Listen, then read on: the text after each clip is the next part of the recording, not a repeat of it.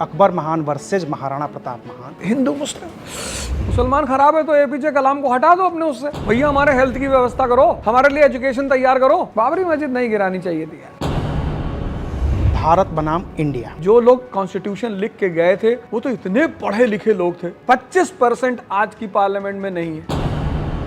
बदनामी is a privilege in this country. There is nothing called unbiased history in the world. और वो जो unbiased है वो हमेशा बैन होती है। यूपीएससी की तैयारी किसको नहीं करनी चाहिए? सबको करनी चाहिए। 5 बच्चों की माँ प्रेमी के साथ फरार, हम उसी में डूबे रहते थे। रटने वाली पढ़ाई बहुत डिप्रेशन पैदा करती है। तो 24 वाला चुनाव लड़ेंगे? चुनाव तो लड़ेंगे। लोकसभा तो बता दिए सर। इसी बात पे मुझे ट्रोल करेंगे सब।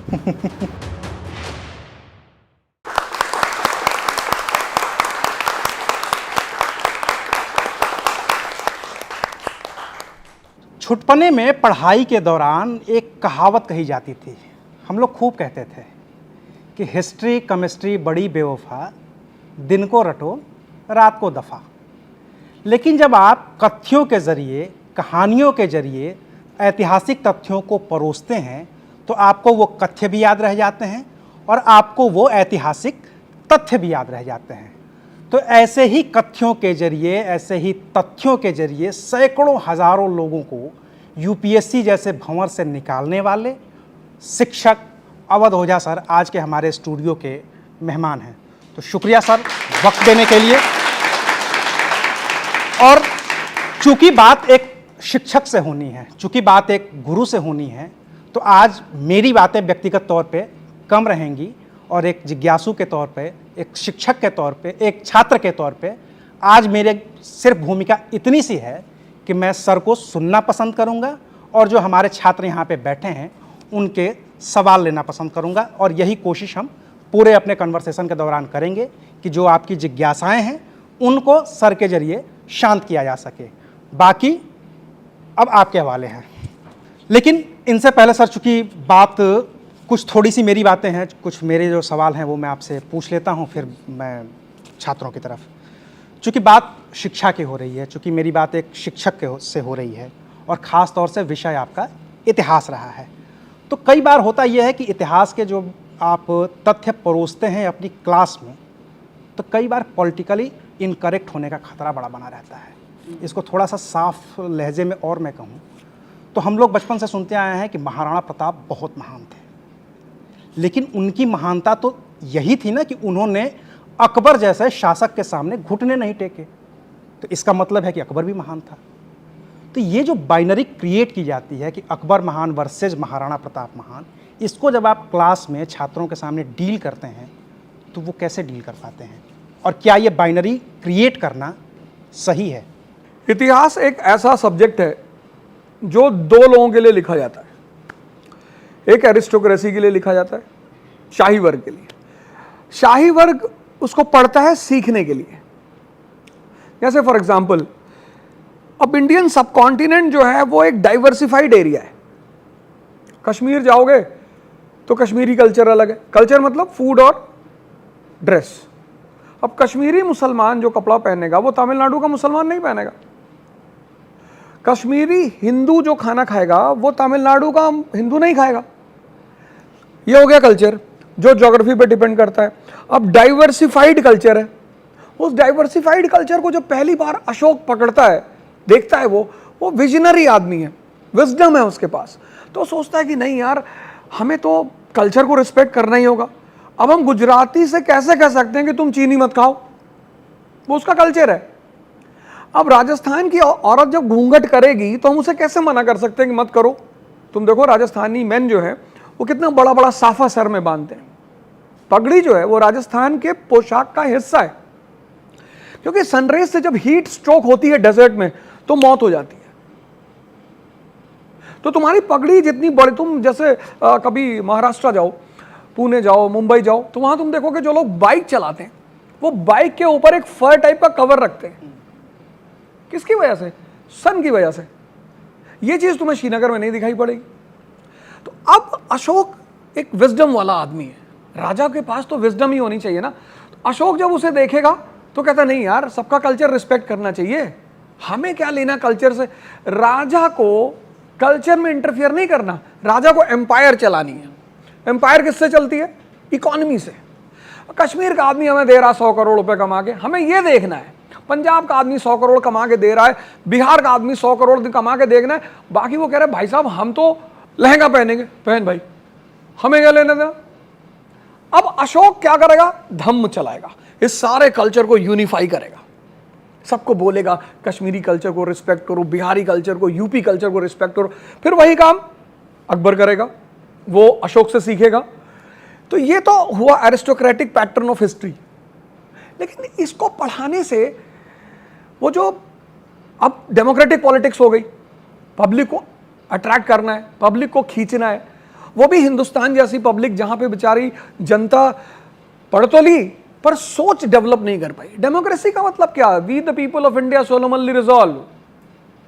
तो you the people of India who are the rulers and your representatives are sitting in the parliament, तो तुम अपने रिप्रेजेंटेटिव से क्या कहोगे कि भाई इंडस्ट्री लगाए नोएडा में, नहीं कहोगे भैया हमारे हेल्थ की व्यवस्था करो, ये जो पैसा आ रहा है हाँ हमारे लिए एजुकेशन तैयार करो। अगर समझदार पब्लिक होगी तो ये कहेगी। लेकिन अगर वो भावुक है, इमोशनल है, उसको इतनी सब बातें नहीं पता है, उसका सोचने का विजन इतना नहीं डेवलप हुआ है, फिर उसको कैसे अट्रैक्ट करोगे, रिलीजन पे। फिर तुम उससे कहोगे कि अकबर एंड राणा प्रताप हिंदू मुस्लिम मुसलमान बहुत खराब है। मुसलमान खराब है तो एपीजे कलाम को हटा दो अपने उससे, कोई व्यक्ति थोड़ी खराब है। तुम अगर देखो ऐसी कोई कम्युनिटी दुनिया में बताओ जो सारी पूरी कम्युनिटी अच्छी ही हो। तो अब क्या होता है, अब अगर कल इंडिया कम्युनिस्ट नेशन बन जाए तो कम्युनिस्ट क्या करेंगे, वो भगत सिंह को बना देंगे इंडिया का हीरो। जब भी कोई गवर्नमेंट पावर में आती है तो उसको अपनी आइडियोलॉजी को प्रमोट करना होता है। हर गवर्नमेंट, हर पार्टी का अपना एक हीरो है, एम्बेसडर। जैसे कांग्रेस थी तो उसके पास गांधी जी थे, तो अगर गांधी जी ने कहीं गलती भी की है तो वो उसे ढक देती थी कि नहीं नहीं नहीं महात्मा। बीजेपी आ गई, उसके आइडियल चेंज हो गए। तो अब उसके जब आइडियल चेंज हो गए तो उसने अपने श्यामा प्रसाद मुखर्जी को उठाया, अच्छे लीडर हैं, बहुत अच्छे लीडर हैं। दीनदयाल उपाध्याय को उठाया, अच्छे लीडर हैं। वीडी सावरकर को उठाया। जब हमारा स्वदेशी मूवमेंट हुआ, वीडी सावरकर की कितनी बड़ी देन है। जब स्वदेशी मूवमेंट 1905 में हुआ तो 1905 का इंडिया नेशन है ही नहीं। नेशन कब बना, 1947 में। 1905 का इंडिया नेशन नहीं है। 1905 का इंडिया 90% सफरिंग फ्रॉम पॉवर्टी। 1905 का इंडिया 90% इलिटरेट। अब कैसे लोगों को बाहर लेकर आओगे मास मूवमेंट के लिए, क्या बोलोगे उनको। तो वीडी सावरकर ने 1857 को उठाया, बोला फर्स्ट वॉर ऑफ इंडिपेंडेंस। अब तुम लड़कियां तो घर में बैठी हुई थी, कोई तुम्हें निकलने नहीं दे रहा था, तो रानी झांसी को तुम्हारा आइडियल बनाया। खूब लड़ी मर्दानी, वो तो झांसी वाली रानी थी। देखो आइडियल चेंज हो गए। अब अगर कल कम्युनिस्ट आएंगे आइडियल चेंज हो जाएंगे। सबको वोट लेना है ना। तो हिस्ट्री, इसलिए मैं जब हिस्ट्री पढ़ाता हूँ कभी कभी तो लोग बड़े अप्रिशिएट करते हैं, कभी कभी कुछ लोग बहुत गाली देते हैं। कनाडा से मेरे पास कॉल आई 2 बार, बहुत बोलते हो मास्टर, तो AK-47 से छल नहीं करेंगे तुमको। मैंने कहा बेटा खिलौने वाले तो हमने भी चलाई है, और करीब मत आना मेरे, क्योंकि मैं टीचर बहुत बाद में बना हूं। मुझे एक बात इस देश में समझ में आ गई थी, आज भी आई है, इसलिए मैं तुम लोगों से पर्सनली कहता हूं, पढ़ो और अपने आप को मजबूत भी करो, लड़ने की क्षमता रखो। लड़कियों को भी, अगर तुम्हारी तरफ किसी ने देखा डाल के निकाल लो। इतना क्या प्लीड करना। इस देश को ये सब चीजों की जरूरत है। यहां भगवान भी घूमता था तो वेपन लेके घूमता था भाई। यहां अगर कहीं दुकान दीवार पे लिखा है यहां थूकना मना है, तो लोग थूक के प्राइड फील करते हैं, बताते हैं 4 लोगों को, वीडियो लेते हैं, यहां गए तो थूक दिए। तो हिस्ट्री का 2 वर्जन है। तो जब हम पढ़ाते हैं, क्योंकि हमारे पास तो बहुत अच्छी मॉब आती है, IIT का लड़का आता है, IIM का लड़का आता है, दिल्ली यूनिवर्सिटी का आता है, सब पढ़े लिखे लड़के आते हैं। 1-2 कहीं कहीं फंस जाते हैं, 1-2 ऐसा होता है कभी कभी। मैं लड़कों ने क्लास में हाथ उठाया, मास्टर साहब ये गलत बोल गए आप। मैंने क्या हुआ, आप तो गांधी जी को भगवान बना रहे। मैंने कहा भैया मैंने नहीं बनाया, अल्बर्ट आइंस्टीन। मैं क्यों बनाऊंगा। आइंस्टीन कहता है कि आज से 100 साल बाद दुनिया इस बात पे बिलीव नहीं करेगी कि कोई ऐसे हाड़ मांस का आदमी चलता था। तो चैलेंज होता है हमें, लेकिन चूंकि हम यूपीएससी के लड़कों को पढ़ाते हैं और यूपीएससी का 99% लड़का एक समझ लेकर आता है, तो जब वो उस चीज़ को कनेक्ट करता है कि अच्छा ऐसा किया था, तब वो रिलैक्स हो जाता है। लेकिन अब चूंकि सोशल मीडिया का दौर आ गया, अब हम लोग की वीडियोस वायरल होती, चंक कटते हैं उसमें से। अब उसमें से जैसे कोई मैंने कह दिया कि बहुत अच्छा किया उसामा बिन लादेन ने, उतनी लाइन काट के बाहर भेज दी। ओ जा, लादेन की तारीफ कर रहा है, अब वो गांव में बैठा हुआ देख रहा है, ये बहुत बोल रहा है मास्टर, तो वो तो थोड़ा सा झेलना पड़ता है, लेकिन कोई बात नहीं, फिर बाकी लोग जब और भी चीज़ें देखते हैं तो माफ़ कर देते हैं, चल जाता है। अच्छा, एक सवाल मेरा व्यक्तिगत है, खुद के पेशे से जुड़ा हुआ है। पिछले दिनों हमारे ही कुछ हम पेशा लोग थे जो वरिष्ठ पत्रकार थे, उन लोगों ने एक बात कही ट्विटर पे, सोशल मीडिया पे, तमाम जगहों पे, कि हमें तो आज पता चला है कि चोल डायनेस्टी कितनी महान थी। हमें तो बचपन में पढ़ाया ही नहीं गया कि चोल डायनेस्टी कोई चीज़ थी। ये तो अब सरकार आई है तो वो बता रही है, इतिहास नया लिखा जा रहा है, तो हमें पता चल रहा है कि चोल साम्राज्य ने दक्षिण भारत में कितने शानदार मंदिर बनाए थे। ये दिक्कत पढ़ाने वालों की है या पढ़ने वालों की है, या असल में कोई ऐसी दिक्कत है कि हमें पढ़ाया नहीं गया था? क्योंकि मुझे तो याद है कि मैंने पढ़ा है, मैं भूल गया, ये इसमें मेरी गलती है, इसमें आपके जैसे टीचर की तो गलती है नहीं कि आपने पढ़ाया नहीं। ये बात अगर कोई बैंक का क्लर्क कहे तो मैं मान लूं, कोई अगर बैंक का क्लर्क बोले कि साहब हमको नहीं पढ़ा, मैं मान लूंगा। कोई पोस्ट ऑफिस का क्लर्क, मेरे पिताजी पोस्ट ऑफिस में थे, जर्नलिस्ट, लॉयर, टीचर और डॉक्टर, इनको अगर ना भी कोई पढ़ाए तो पढ़ना चाहिए। मतलब जर्नलिस्ट को तो ये ट्वीट करना ही नहीं चाहिए। कल कहते हैं साहब हमने तो राष्ट्रकूट नहीं सुना था, वो भी बड़े फेमस लोग हैं राष्ट्रकूटाज। हिस्ट्री तो भरी पड़ी है ना अचीवमेंट से, लेकिन हमारा जो उद्देश्य, गवर्नमेंट का उद्देश्य होता है कि हिस्ट्री आपके लिए एक मास्टर बन जाए, टीचर, आप उससे सीखो। उस उद्देश्य को लेकर गवर्नमेंट हिस्ट्री लिखती है। कभी कभी क्या होता है कि गवर्नमेंट चूंकि जिस पार्टी की होती है तो हर आदमी थोड़ा बहुत बायस तो होता ही।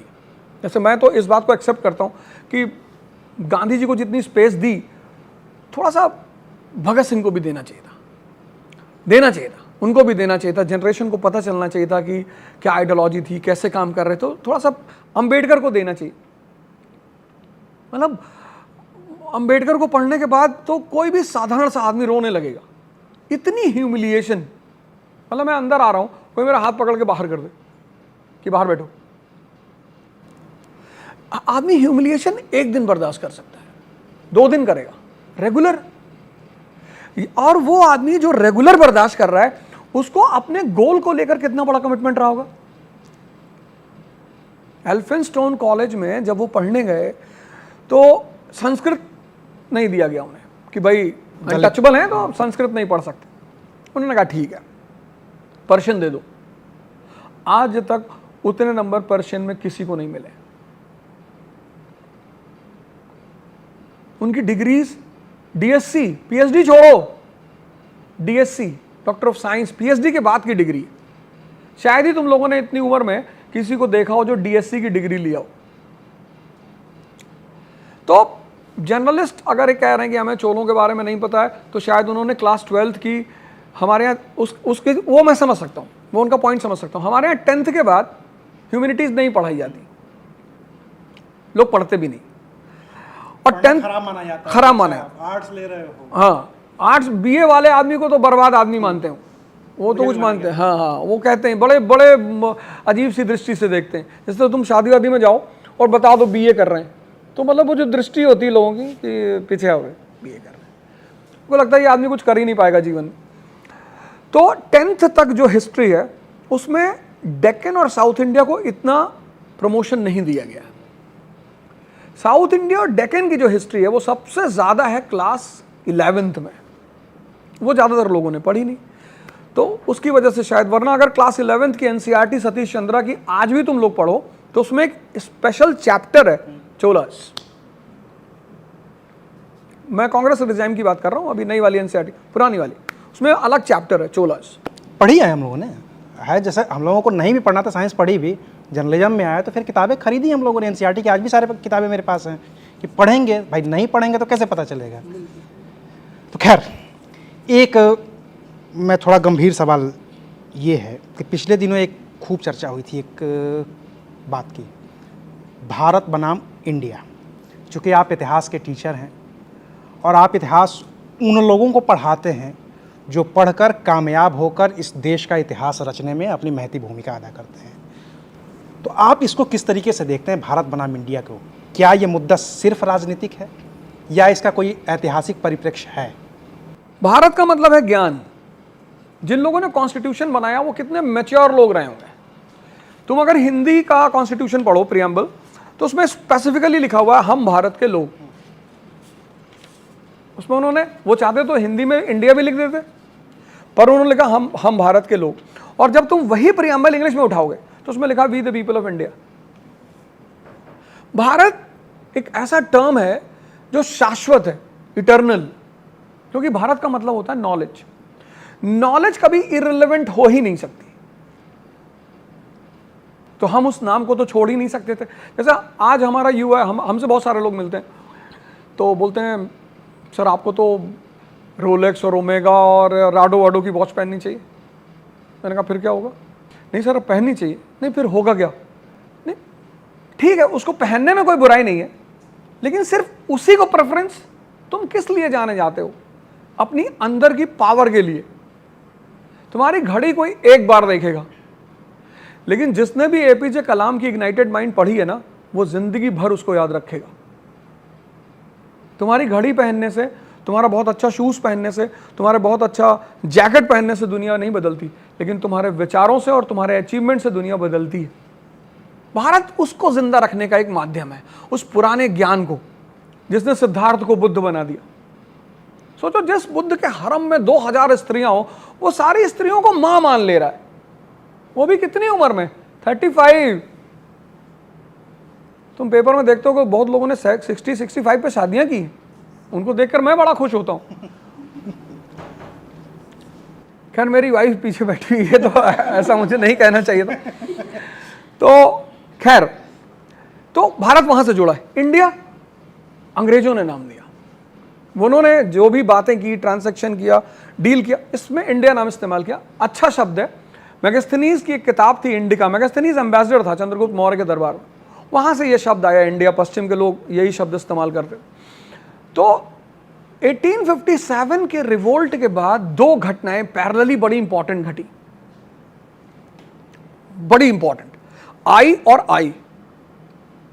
पहली आई इंफ्रास्ट्रक्चर, पहला रेलवे लाइन 1853 में मुंबई टू थाने। इंफ्रास्ट्रक्चर ने इंडस्ट्रियलाइजेशन को जन्म दिया। क्या रिलेशन है इंफ्रास्ट्रक्चर और इंडस्ट्री का? 1853 रेलवे लाइन, 1854 कॉटन मिल, कहां? मुंबई में। इस इंफ्रास्ट्रक्चर और इंडस्ट्रियलाइजेशन की देन है इंडिया। ये जो तुम आज नेशन देख रहे हो ना, ये इस इंडस्ट्रियल रेवोल्यूशन की देन है। तो जब हम कहते हैं इंडिया, तो it's a new identity based on industrial revolution. आज एलन मस्क को पीछा कर रहे हो सब, Elon Musk, Elon Musk, Elon Musk. ऐसे 100 इंडिया में भी तो होने चाहिए।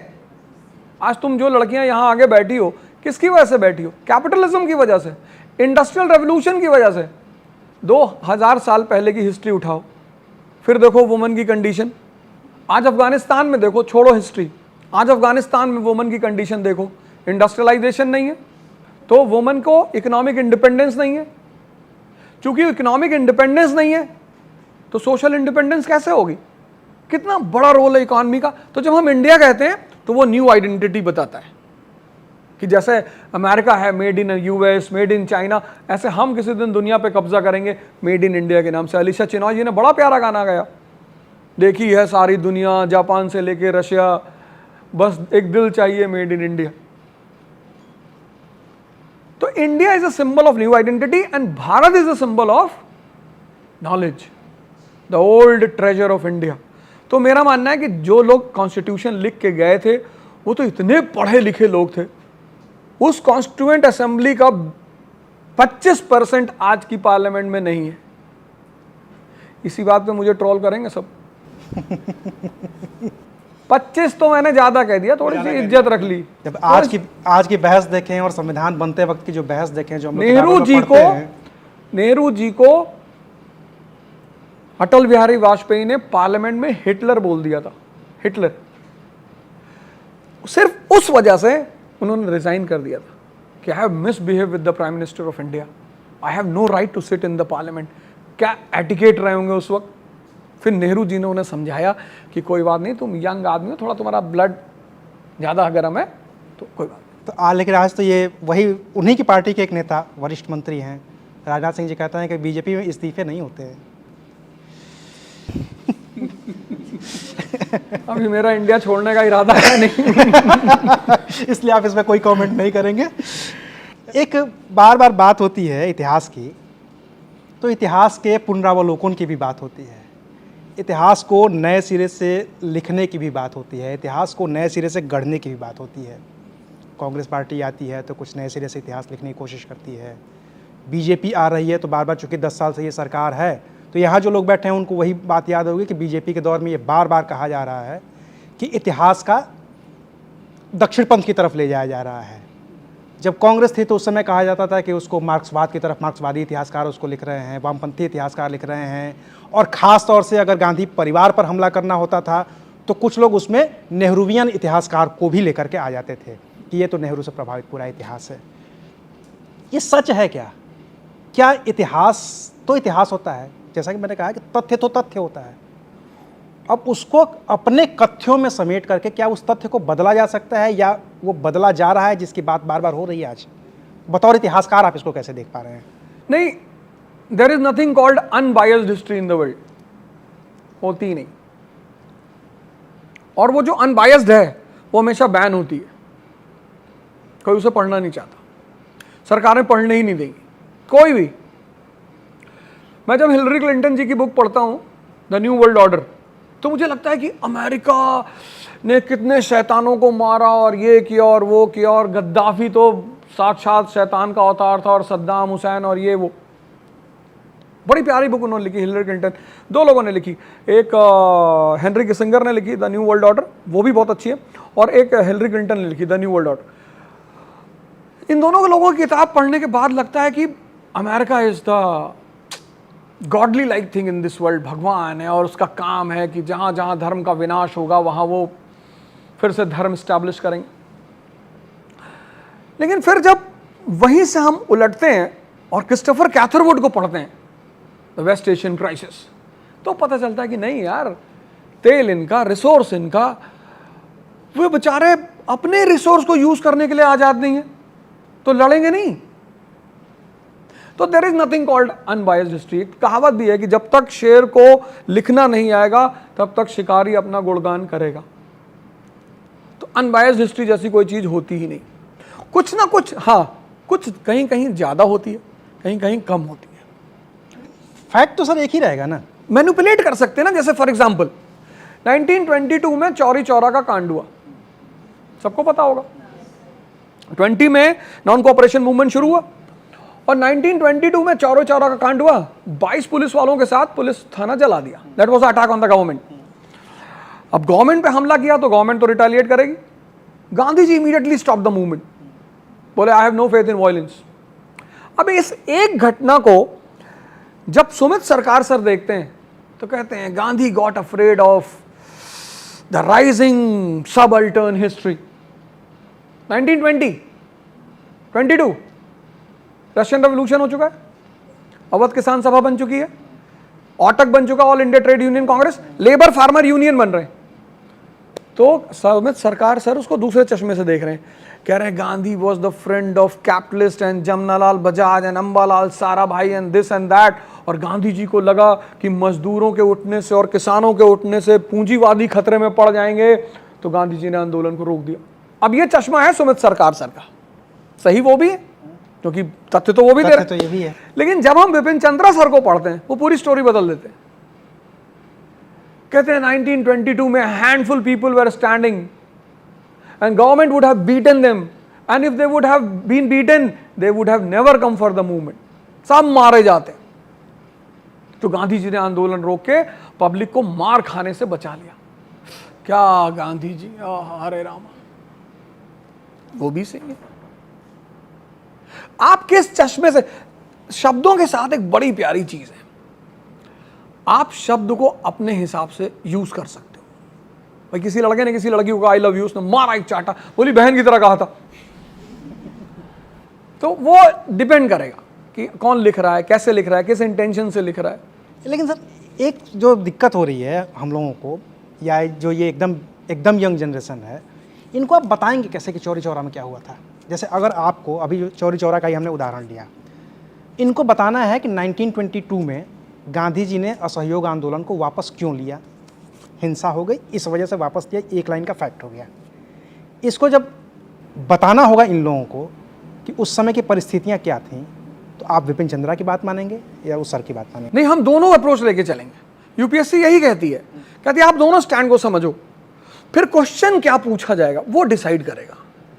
यूपीएससी क्या पूछती, जैसे यूपीएससी ने क्वेश्चन पूछ लिया कि the rising tide of socialist movement in 1920s became the major factor for the end of non cooperation in 1922, do you agree with this statement? अब इनका आंसर अलग हो जाएगा।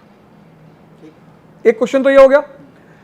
एक क्वेश्चन होगा कि Gandhi ji inspired by the example of Ahmedabad mill strike 1918 ended non cooperation movement. Question same point से आया है, आंसर अलग होंगे। चलिए एक दो सवाल मेरे और हैं जिनको मुझे लगता है कि बात करनी चाहिए। चूँकि अभी तक हमने इतिहास की बात की, और सर इतिहास पढ़ाते हैं उन लोगों को जो यूपीएससी की तैयारी करते हैं बेसिकली। तो एक सवाल जो मैं बार बार मेरे मन में उठता है, मैं और भी जो शिक्षक हैं जो यूपीएससी की तैयारी करते हैं इसी स्टूडियो में, उनसे भी पूछ चुका हूँ, यूपीएससी की तैयारी किसको नहीं करनी चाहिए? सबको करनी चाहिए।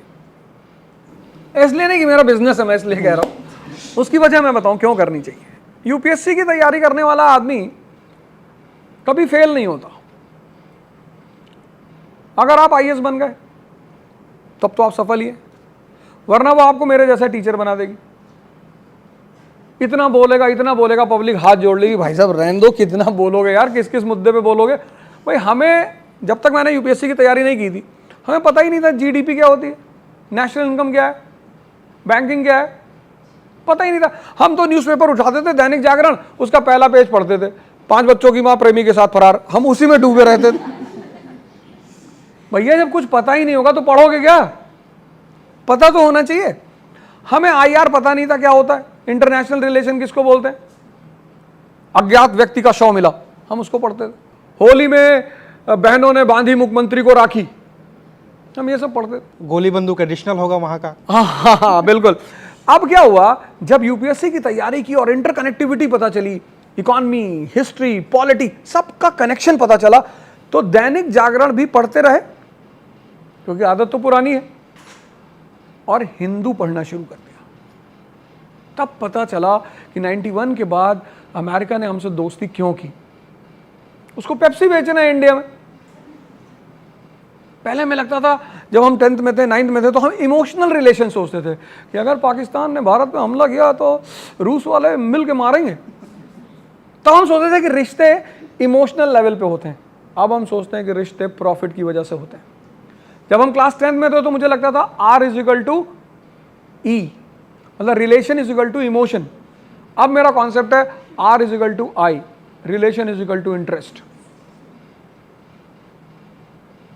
तो ये जो एप्लीकेशन ऑफ ह्यूमैनिटीज है लाइफ में, बहुत सारे, इनमें से बहुत सारे लोग साइंस ही पढ़े होंगे, ह्यूमैनिटीज नहीं पढ़ेंगे। ह्यूमैनिटीज पढ़ना बहुत जरूरी है। एनालिसिस जो पार्ट है जीवन का, वो तुम्हें ह्यूमैनिटीज ही देगी। और पूरा यूपीएससी का एग्जाम ह्यूमैनिटीज बेस्ड है, हिस्ट्री, इकोनॉमी, पॉलिटी, ज्योग्राफी। अब तुम्हें बिजनेस करना है तो तुम सऊदी अरेबिया में टाई की दुकान थोड़ी खोलोगे, वहां कौन पहनेगा टाई, डेजर्ट है वो। टाई तो कोल्ड रीजन्स का है ना, टॉन्सिल हो जाती है ठंडक में, तो इस रीजन को कवर करना होता है।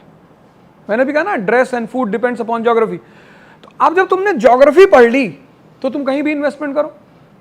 भाई ये घूमने जा रहे हैं राजस्थान, तो ये ब्लेजर लेके थोड़ी जाएंगे, नहीं आएंगे। तो ज्योग्राफी जिसको समझ में आती है, बड़ी प्यारी किताब है द रिवेंज ऑफ ज्योग्राफी, बहुत प्यारी किताब। मतलब तुम्हें कभी मौका मिले तो इस किताब को जरूर पढ़ना, द रिवेंज ऑफ ज्योग्राफी। बहुत, मतलब उस किताब में एक्सप्लेन किया है कि what is the role of geography in human life.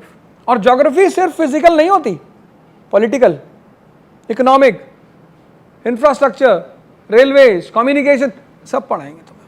तो सबको यूपीएससी की तैयारी करनी चाहिए, लेकिन पहला अटेम्प्ट बहुत सीरियसली देना चाहिए। कब देना चाहिए? जब आपको मेंस का आंसर लिखना आसान हो जाए तब। लोग पूछते हैं ना कब हमें पता चले हमें आईएएस देना चाहिए। बिल्कुल यही अगला सवाल भी था मेरा। जब आप आईएएस के मेंस से क्वेश्चन देखें और आप लिखने लगे, आपको सोचना ना पड़े, और जब आप प्रीलिम्स से क्वेश्चन देखें और सॉल्व करने लगे, बस तब आपको आईएएस देना चाहिए। अगर आपका फर्स्ट अटेम्प्ट में हो गया, गॉड्स ब्लेसिंग, नहीं हुआ और आपका घर अफोर्ड कर सकता है तो आप सेकंड भी दे दो। लेकिन सेकंड में अगर नहीं होता है तो you immediately take a U turn. आप अपनी प्रैक्टिस शुरू करो, कोर्ट जाना शुरू करो, आप डॉक्टर हैं तो आप अपना डॉक्टर का काम कुछ करो आप। उसके बाद अगर आप वहां रुके कि मतलब हम 4-5 अटेम्प्ट लगातार साथ, कोई फायदा नहीं होता, उससे डिप्रेशन पैदा होता है। लगातार वही चीज आप पढ़ नहीं सकते, पॉसिबल नहीं है वो। उनको क्या सलाह होगी सर, जो आप जैसा आप कह रहे हैं कि दूसरे के बाद यू टर्न आपको ले लेना चाहिए, लेकिन जिस तरीके का आपका बिजनेस है, जिस पेशे में आप हैं, मुखर्जी नगर हम जाते हैं, हमारी साथी स्वर्णा यहाँ खड़ी हैं, ये गई थी, इन्होंने एक वीडियो किया था कि जो फेल हो जाते हैं उनका क्या होता है। उनमें से कई लड़कों ने ऐसा कहा कि हम कुछ लोग ऐसे हैं जो तो निकल जाते हैं, उस सदमे को बर्दाश्त कर लेते हैं, वो भी, उनके घर वाले भी। कई लोगों की नियति कुछ दूसरी होती है, वो दुनिया को अलविदा कह देते हैं। ऐसे लोगों के लिए, क्योंकि ये नई जनरेशन बैठी हुई है, हो सकता है कि इसमें बहुत सारे लोग पहली बार निकाल लें, दूसरी बार निकाल लें, तीसरे में हिम्मत हार जाएं, इन लोगों के लिए क्या सलाह है आपकी? जिनको भी लगता है कि वो हिम्मत हारेंगे, उनको सपना नहीं देखना चाहिए, क्योंकि सपना तो टूटेगा ही। सपने का मतलब यह है कि आप एडवेंचरस आदमी हो, खेलना जानते हो। इस दुनिया में सबसे बड़ी ह्यूमन जो क्वालिटी है, जो आदमी को महान बनाती है, वह है रिस्क लेना। जब मैं आईएएस की तैयारी करने आया तो मेरे रिश्तेदार, मेरी माँ मुझसे बोली, तुम आईएएस की तैयारी करोगे? हाँ, मैंने कहा कर लेते हैं, मैंने सुना है बड़ी अच्छी नौकरी है। तो मेरे पिताजी से बोली कि क्या है, पैसा डुबो रहे हो अपना, जबकि वो वकील थी, वकील हैं। हमसे बोली तुम्हें बॉटनी जूलॉजी में डिफरेंस पता है? मैंने कहा देखो मुझको छेड़ो मत। मेरे एक सीनियर थे, मैं उनके पास गया, मैंने कहा भैया मैं आईएएस की तैयारी कर, वो उन्होंने हंसना शुरू किया, वो हंसते ही रहे 10 मिनट। फिर किसी तरह उनको लोगों ने कंट्रोल किया, फिर वो बोले यार तेरा अगर आईएएस में हो जाएगा ना तो ढोलपुर हाउस बंद हो जाएगा। फिर मैंने कहा अच्छा। फिर मुझे एक बात डर भी लगा कि यार ये सब मना कर रहे हैं तो कुछ तो गड़बड़ होगी। फिर मुझे लगा भीड़ तो पागल होती है, भीड़ का क्या। आप जब भी कोई काम भीड़ से बाहर निकल कर करते हो तो शुरू में बहुत अपोजिशन होती है, बहुत बहुत। इतना दिल से लगाने की जरूरत नहीं। जैसे मेरे पास ऑप्शन है, आईएएस नहीं बने, टीचर बन गए, कल चुनाव लड़ जाएंगे, 60-65 साल के हो जाएंगे, ये सारे बाबा जो आते हैं ये सब मर चुके होंगे, फिर कमंडल वमंडल रख के प्रवचन करेंगे कि ये दुनिया माया है, ये स्त्री। इतने सारे ऑप्शन है, कुछ नहीं करना, तुम्हें कमंडल लेना है, 15-20 लड़कों को तैयार करना है कायदे के लोगों, और 10-20 ऑडियंस में तुम्हारे लोग कि बाबा जी हाँ हाँ हाँ बताओ बच्चा, वो आपने वो जो बूटी दी थी तो हमारे घर में बच्चा हुआ, और वाह वाह वाह, प्रसाद भिजवाओ उनको। और बोलना है कि ये वुमन, पैसा, माया है, मुझे दे दो। पब्लिक बड़ी खुश की बाबा जी तो बहुत। इस देश में इतने ऑप्शन हैं, तावीज बनाना शुरू कर दो तुम। रात में 11 बजे टीवी खोलो, उसके बाद ऐड देखो, दैनिक जागरण न्यूज़पेपर खोलो, उसमें ऐड देखो, प्रेम, सौतन, नौकरी, सब 24 घंटे में। मैंने भी एक बाबा को फोन मिलाया, मैंने कहा बाबा जी एक लड़की से प्रेम हो गया है। बोले बच्चा 5,000 रुपया लगेगा। मैंने कहा बाबा जी 10।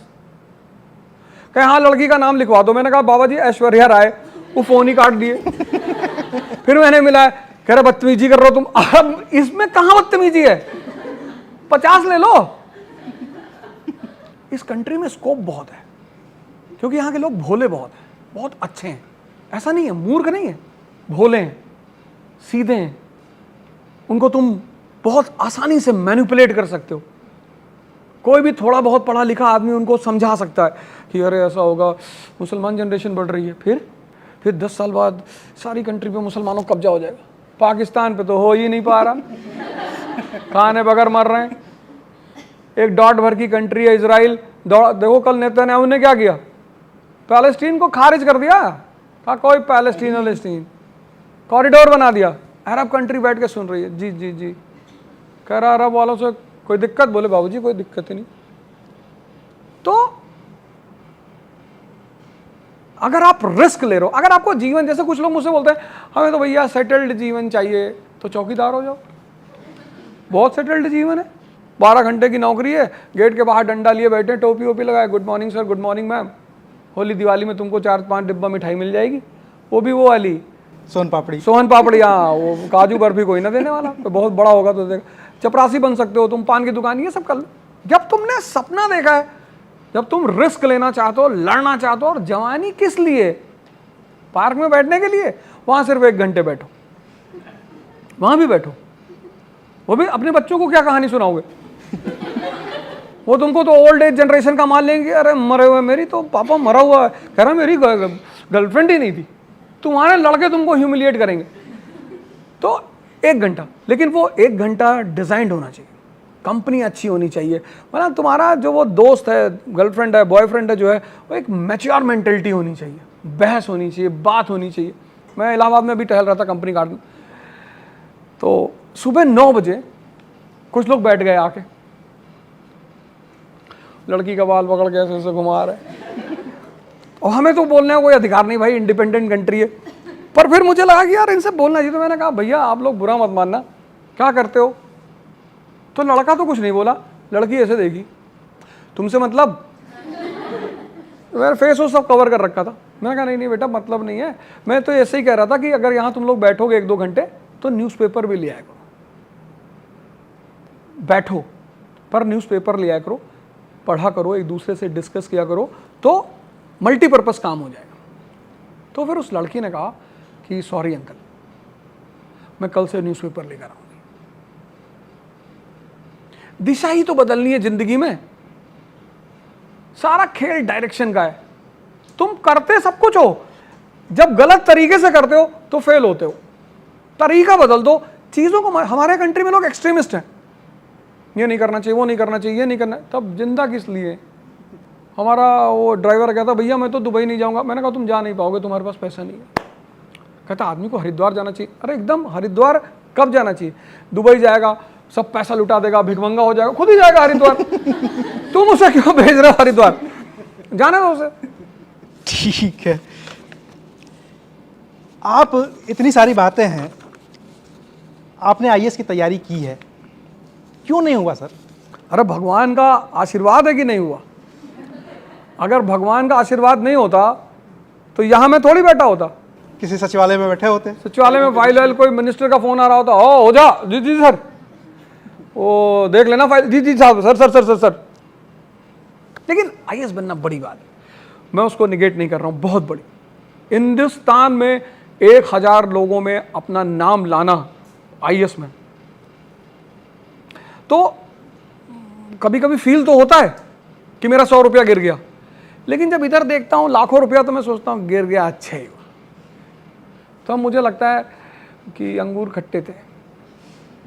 लेकिन मैं अगर आईएएस का विरोध करूं तो अच्छा नहीं माना जाएगा। जब सुभाष चंद्र बोस आईएएस का विरोध करते हैं तो अच्छा माना। जब तुम कोई चीज अचीव करके छोड़ देते हो तो वो बड़ी प्रैक्टिकल बात होती है। तो फेल होने का रीजन ये था, 2 तो बड़े गहरे रीजन थे। पहला रीजन ये था कि मैं एक बहुत ही गैर जिम्मेदार आदमी हूं, बहुत, आज भी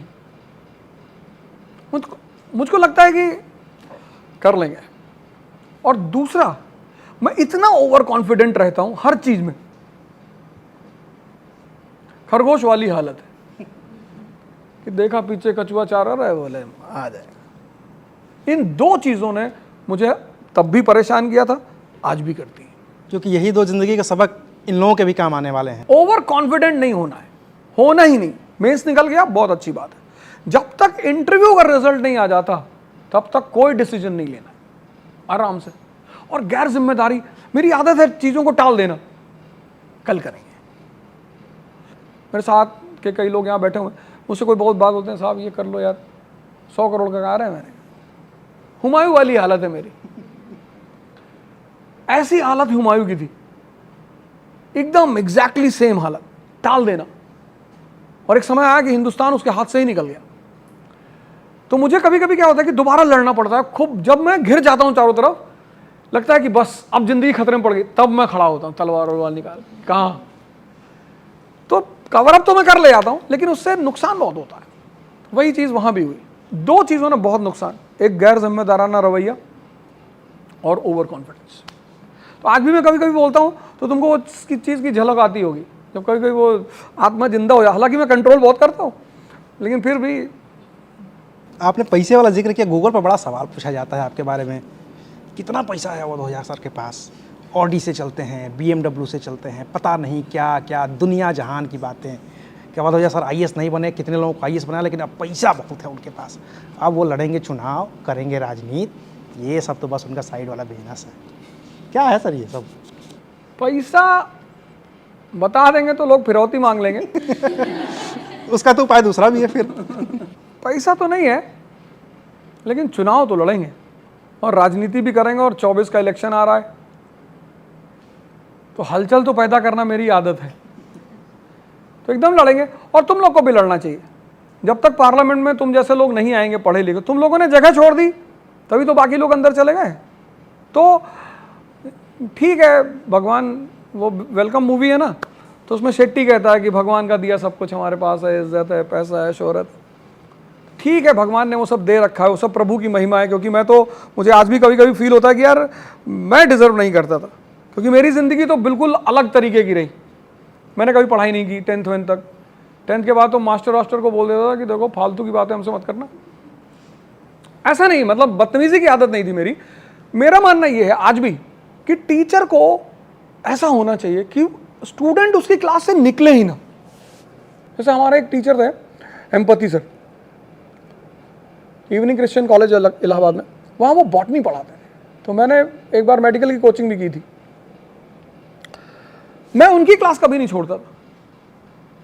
क्या पढ़ाता था वो आदमी। हम जो नॉन पढ़ने वाले लोग थे, मतलब जिनको मस्ती ही करनी थी, वो जाके सिंसियरली पढ़ते थे। टीचरों को, क्योंकि बहुत बहुत रिस्पॉन्सिबल जॉब है डॉक्टर और टीचर। जैसे हमारा डॉक्टर है, फैमिली डॉक्टर योगेश वलेचा, मैं उनको जब भी मिलने आता हूँ कहते यार किसी की भी रिपोर्ट देखते हैं, बहुत बढ़िया रिपोर्ट है, ऐसे आदमी 2 साल जीते। अब उसमें भले ही कोई दिक्कत हो, लेकिन वो आदमी उस मोमेंट आदमी को मोटिवेट कर देता है। तो लेकिन हाँ, जब मैंने पढ़ाई शुरू की, अब तो मैं बिल्कुल कोई मजाक नहीं, कुछ नहीं। पढ़ना है मतलब पढ़ना है, काम करना है तो करना है। और जिंदगी चूंकि उम्र के साथ साथ रोल भी बदलती रहती है। अब जैसे तेंदुलकर ने खेल लिया, विराट कोहली आ गए। विराट कोहली अब जाएंगे तो उसके बाद कोई और खिलाड़ी आएगा। तो हर व्यक्ति को एक समय पता होना चाहिए कि मैं कहां तक खेल सकता हूं। अब मेरे बाद जो टीचर आ रहे होंगे, यंग टीचर, वो कुछ नया कॉन्सेप्ट लेकर आ रहे होंगे, तो मानी सी बात है मैं थोड़ा सा किनारे होऊंगा टीचिंग लाइन में आने वाले 1-2 सालों के अंदर। तो फिर वो जब मैं साइड लाइन होऊंगा, तब उस वक्त मुझे क्या करना है, ये मुझे डिसाइड करना है। तो 24 वाला चुनाव लड़ेंगे? लड़ जाएंगे, और ऐसी बात तो नहीं है, कसम तो नहीं खाया।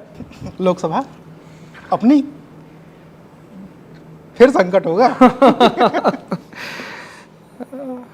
नहीं, जैसे मोदी जी कहते हैं पूरा भारत मेरा, ऐसे मेरा भी पूरा भारत है। नहीं, मोदी जी तो जिस शहर में जाते हैं उस शहर से उनका इतना पुराना नाता रहता है जितना कोई किसी की उम्र नहीं होती है। मेरा तो वैसे भी रहता है, मेरे इतने सारे स्टूडेंट्स रहते हैं, मैं तो, मुझे कहने की जरूरत ही नहीं है। मैं तो किसी शहर में चला जाऊंगा तो मुझे वहाँ मिनिमम 1000 स्टूडेंट्स तो मिलने हैं कि सर आप यहीं रहो, यहीं पे इंस्टीट्यूट डाल दो सर, हम आपका वो बनवा देंगे आधार कार्ड। तो मेरे लिए तो ज़्यादा ईजी है एज अ टीचर। लेकिन लोकसभा वही, क्योंकि आपकी लोकसभा और उसके आसपास की लोकसभा बड़ी चर्चा में रही है पिछले दिनों। आप जानते हैं मैं किधर बात कर रहा हूँ, बृजभूषण शरण सिंह वाली लोकसभा। तो बता दिए सर इनको कि हाँ अगली बार हमारे सर यहाँ का सांसद बता रहा हूँ, ये वीडियो जब रिलीज होगी तो कम से कम 100 लोगों की नींद चली जाएगी। मैं यही तो चाहता हूँ, चूंकि 24 है, कैंडिडेट ये- अनाउंस ये होने वाले देखो, होंगे। बहुत लोग मुझे फोन करते हैं कि इतना पैसा कमाए हो, क्यों चुनाव लड़ोगे, पैसा लूट जाएगा। मैंने कहा तुम्हें तो खुशी होनी चाहिए, लेकिन उनको दिक्कत है कि ये आदमी नशेड़ी टाइप का आदमी है। मुझे कोई काम करना है मतलब करना है। अगर मेरे दिमाग में एक बार कोई बात सेट होती है तो फिर मैं ये नहीं सोचता कि उसका प्रॉस कॉन्स क्या है, मुझे करना है। हाँ, मैं ये सोच लेता हूँ कि यार इसमें चैलेंजेस क्या आएंगे, इसका आउटकम क्या हो सकता है, इन पे होमवर्क मैं करता हूँ। पर फिर करने लगे तो फिर करने लगे, तो लोकसभा तो डिसाइड कर लेंगे। पार्टी ही बता दीजिए। अरे पार्टी पे तो मैं तो इंडिपेंडेंट लड़ूंगा, इंडिपेंडेंट। इंडिपेंडेंट लड़ेंगे? बिल्कुल, हमें क्या जरूरत है किसी पार्टी से टिकट मांगने की, जरूरत ही नहीं है। हम तो सीधे जाके बोलेंगे कि देखो भैया, हम तुम्हारे रिप्रेजेंटेटिव, हम ना तो किसी के चाचा बनेंगे, ना मामा बनेंगे, ना किसी के दोस्त बनेंगे। हम तो सीधे जनता को बोलेंगे भैया हम तुम्हारे रिप्रेजेंटेटिव बन के जा रहे हैं पार्लियामेंट में, तुम्हारा काम करेंगे, तुमको जिताना हो तो मुझे वोट दे देना, नहीं तो मैं फिर क्लास में चला जाऊंगा। मैं इस तरह नहीं जाऊंगा कि भैया हम भाइयों बहनों, मेरे, मैं आपका चाचा, मैं आपका भाई हूँ। ये नेता लोग फालतू की रिश्तेदारी बनाते हैं बेचारी सीधी सादी जनता से। कोई कहता है मैं मामा हूँ, कोई कहता है मैं चाचा हूँ, कोई कुछ बता रहा है, ये सब। सर पब्लिक इसी पे तो खुश होती है, कम से कम चलो विधायक है तो क्या हुआ, आज तो पैर पड़ रहा है, एक दिन वोट एक ही मांगने दिन के तो लिए। पैर पड़ रहा है, फिर तो गर्दन पकड़ेगा। अब लेकिन जो जनरेशन आ रही है वो बहुत अच्छी जनरेशन, इन लोग की तो और अच्छी जनरेशन आ रही है।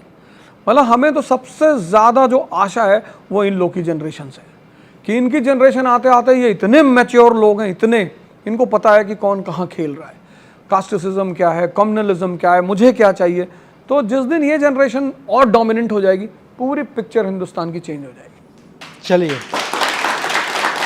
अब चूंकि सर ने आप लोगों की इतनी तारीफ कर दी, तो आप लोगों के जो सवाल हैं वो आप सर से पूछिए, फिर जो मेरे बचे हुए सवाल हैं वो मैं आप सर से पूछ लूँगा। Hello sir, as a student to a teacher of history, sir जैसे रीराइटिंग ऑफ हिस्ट्री की बात चलती है, तो स्पेशली मिडीवल और मॉडर्न, आपके हिसाब से क्या एक इंडियनाइजेशन के तौर पे उसका रीराइटेशन होना चाहिए, और अगर होना चाहिए तो कौन कौन से ऐसे सेक्टर्स हैं जहाँ पर ज़्यादा ज़रूरत है, जैसे नॉर्थ ईस्ट हो गया या साउथ हो गया, जो कवर हो नहीं पाते उसमें? बिल्कुल बिल्कुल बिल्कुल। एक्चुअली चक्कर क्या है ना कि जो भी टीमें होती हैं, आमतौर पर ऐसा होता है कि हमने वर्ल्ड कप जीता क्रिकेट टीम में, तो man of the match, man of the series, captain, इन्हीं 2-3 लोगों की चर्चा होती है। जैसे वर्ल्ड कप का मैच खत्म हुआ फुटबॉल का, तो मैं तुमसे कहूँ फ्रांस के 6 खिलाड़ियों का नाम बता दो, बता लोगे? लेकिन एम्बापे का नाम तुम्हें पता होगा। अब तुम ये तो कह नहीं सकते यार भाई साहब पूरी टीम का योगदान नहीं था। योगदान तो पूरी टीम का ही था। मेसी जीता तो अकेले मेसी थोड़ी जीता, पूरी टीम जीती, लेकिन नाम सबसे ज्यादा किसका हुआ? मेसी का। ऐसे हिस्ट्री में भी कुछ कैरेक्टर्स ऐसे होते हैं ना जिनका रोल बहुत बड़ा होता है, लेकिन उनके आड़ में जो और लोग हैं। अब इंडिया की प्रॉब्लम ये है कि इतना बड़ा सब कॉन्टिनेंट है, इतने लोग हैं।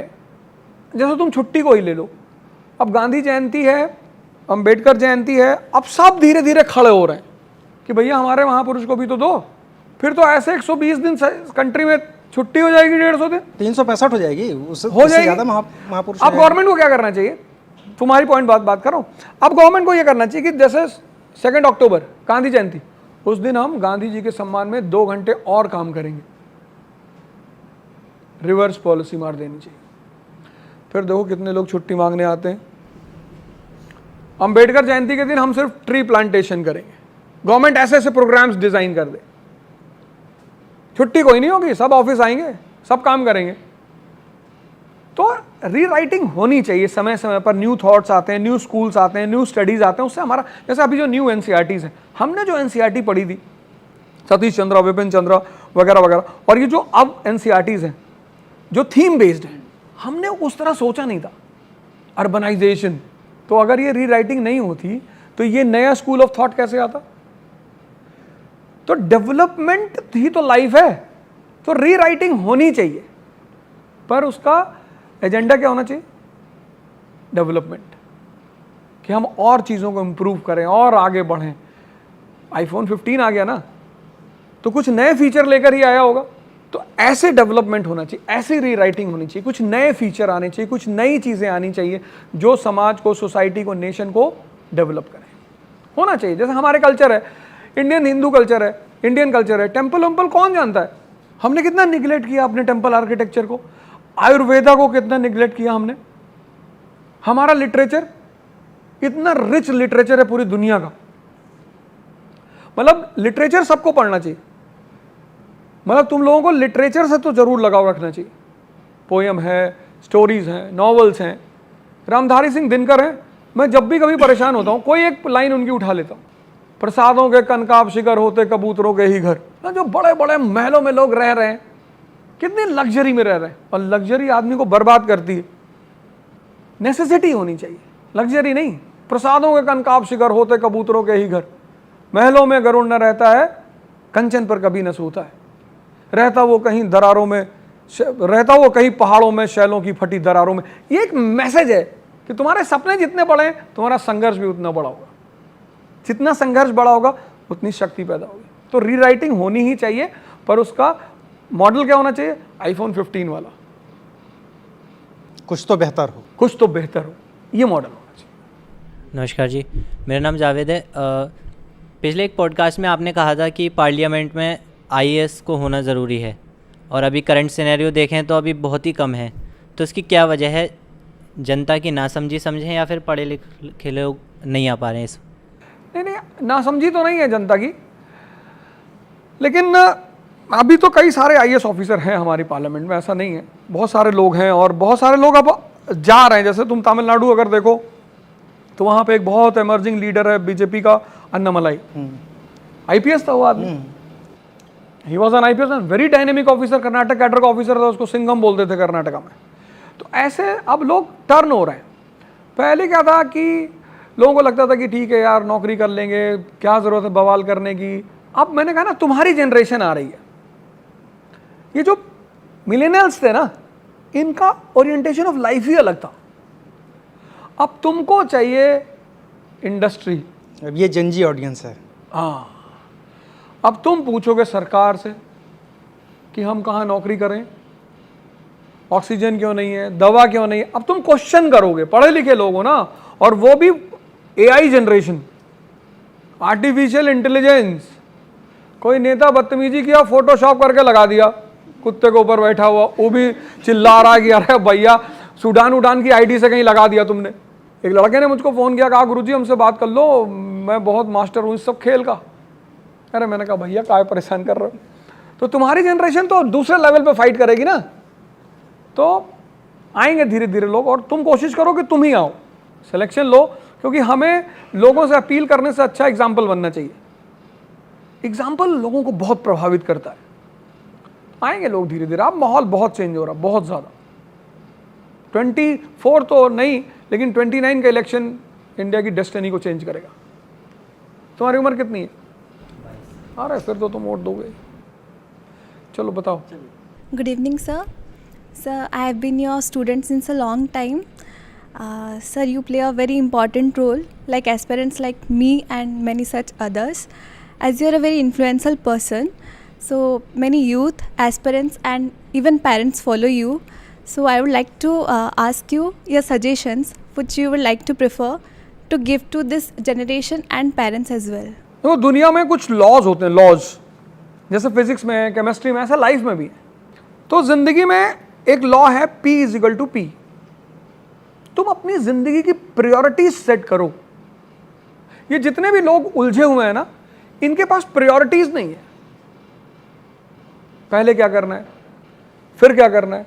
जैसे तुम्हें बिना न्यू बनाए छत बनाना है, पॉसिबल है? आज का युवा कितनी जल्दी डिप्रेस हो जाता है। My girlfriend is not talking to me. कितना कमाते हो महीने का? नहीं कमाते तो नहीं है, तो मारा नहीं उसने तुमको? मारना भी चाहिए पटक के, कमाता नहीं। प्रायोरिटी सेट करो ना। फैमिली है, परिवार है, रिलेशंस हैं। सिर्फ आई लव यू कहने से थोड़ी चलते हैं। जब तक तुम डायमंड रिंग ना पहनाओ, तो भावना और इकोनॉमी का एक अच्छा कॉम्बिनेशन होना चाहिए। हमारी वाइफ है, उसको मैं दिन में 10 बार आई लव यू बोलूं, तो तीसरे दिन बाद वो जांच कराएगी मेरा कि कुछ डिस्टर्ब चल रहा है ये आदमी। ये जो कॉम्बिनेशन होता है ना चीज़ों का, वो आदमी को समझना चाहिए। तो चाहे वो स्टूडेंट हो, चाहे पेरेंट्स हो, चाहे जो भी हो, उनको प्रायोरिटी और पॉलिसी दोनों को साथ लेके चलना चाहिए। प्लस पेरेंट्स को अवेकन होना चाहिए, अपने बच्चों को प्रेशराइज नहीं करना चाहिए। जैसे मैंने देखा कुछ पेरेंट्स बोलते हैं आईएएस मेरा गोल है बेटा, मेरा सपना है, बस तुम किसी तरह आईएएस बन जाओ। किसी तरह कैसे बन जाए वो? कुछ लोग होते हैं ना पेरेंट्स कि बेटा मेरा सपना पूरा कर दो, तो तुम्हारी आंख निकाल के मुझे अपनी आंख में लगाना पड़ेगा। हर आदमी अपना सपना अपनी आंख से देखता है। कितनी प्यारी मूवी थी 3 इडियट।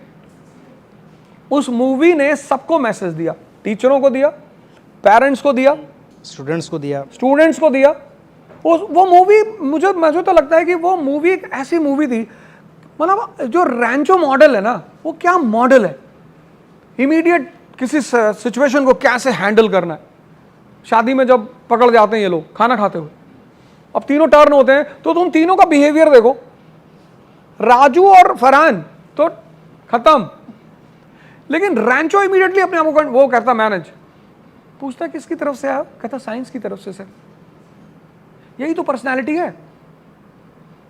तो पेरेंट्स को चाहिए कि अवेयर होना चाहिए, अपने जो बच्चे हैं उनसे बैठ के बात करना चाहिए, काउंसलिंग करना चाहिए, कहाँ जाना चाहते हो। जैसे मेरा एक दोस्त है, तो उनका जो लड़का है वो जर्नलिज्म करना चाहता है, इधर इस फील्ड में आना, वो चाहते हैं नहीं तुम आईएएस ही बनो, और हमसे कह रहे थे कि इसको समझाओ।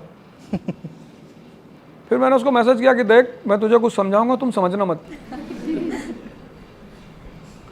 क्योंकि जहां हमारा दिल लगता है उसका आउटपुट ही कुछ अलग होता है। सब पूरी कंट्री आईएएस बन जाएगी, ये लोग इंसान नहीं है। कितना रिस्पॉन्सिबल जॉब कर रहे हैं, ये जॉब नहीं है। आपको हर चीज से अवगत करा रहे हैं, आपको समाज का आईना दिखा रहे हैं, चीजें डिस्कस कर रहे हैं, जिंदगी दांव पे लगा रहे हैं अपनी।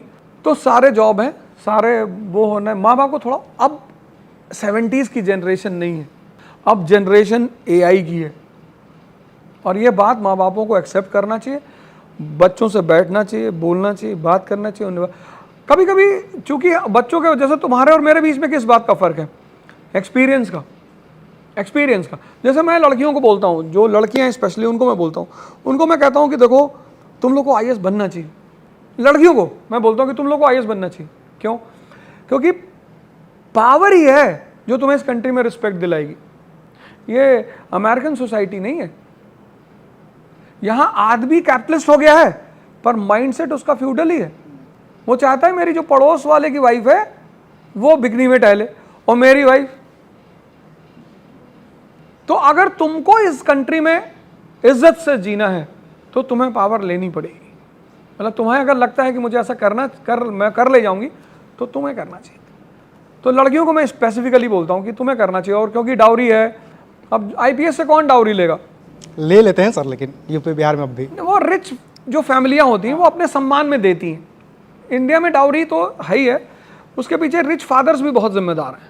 वो इतना शो करते हैं अपनी बेटी की शादी में, दामाद को हेली चॉपर से बुला रहे हैं, तो वो बेचारा गरीब आदमी वो सोचता चलो चॉपर से नहीं बुला पा रहे हैं तो रथ को चॉपर बनवा दे। तो ये चीज़ है, खुलना चाहिए जनरेशन को, इंटरमिक्स होना चाहिए, बात करना चाहिए। और वो प्रायोरिटी और पॉलिसी तो एकदम परमानेंट फार्मूला है।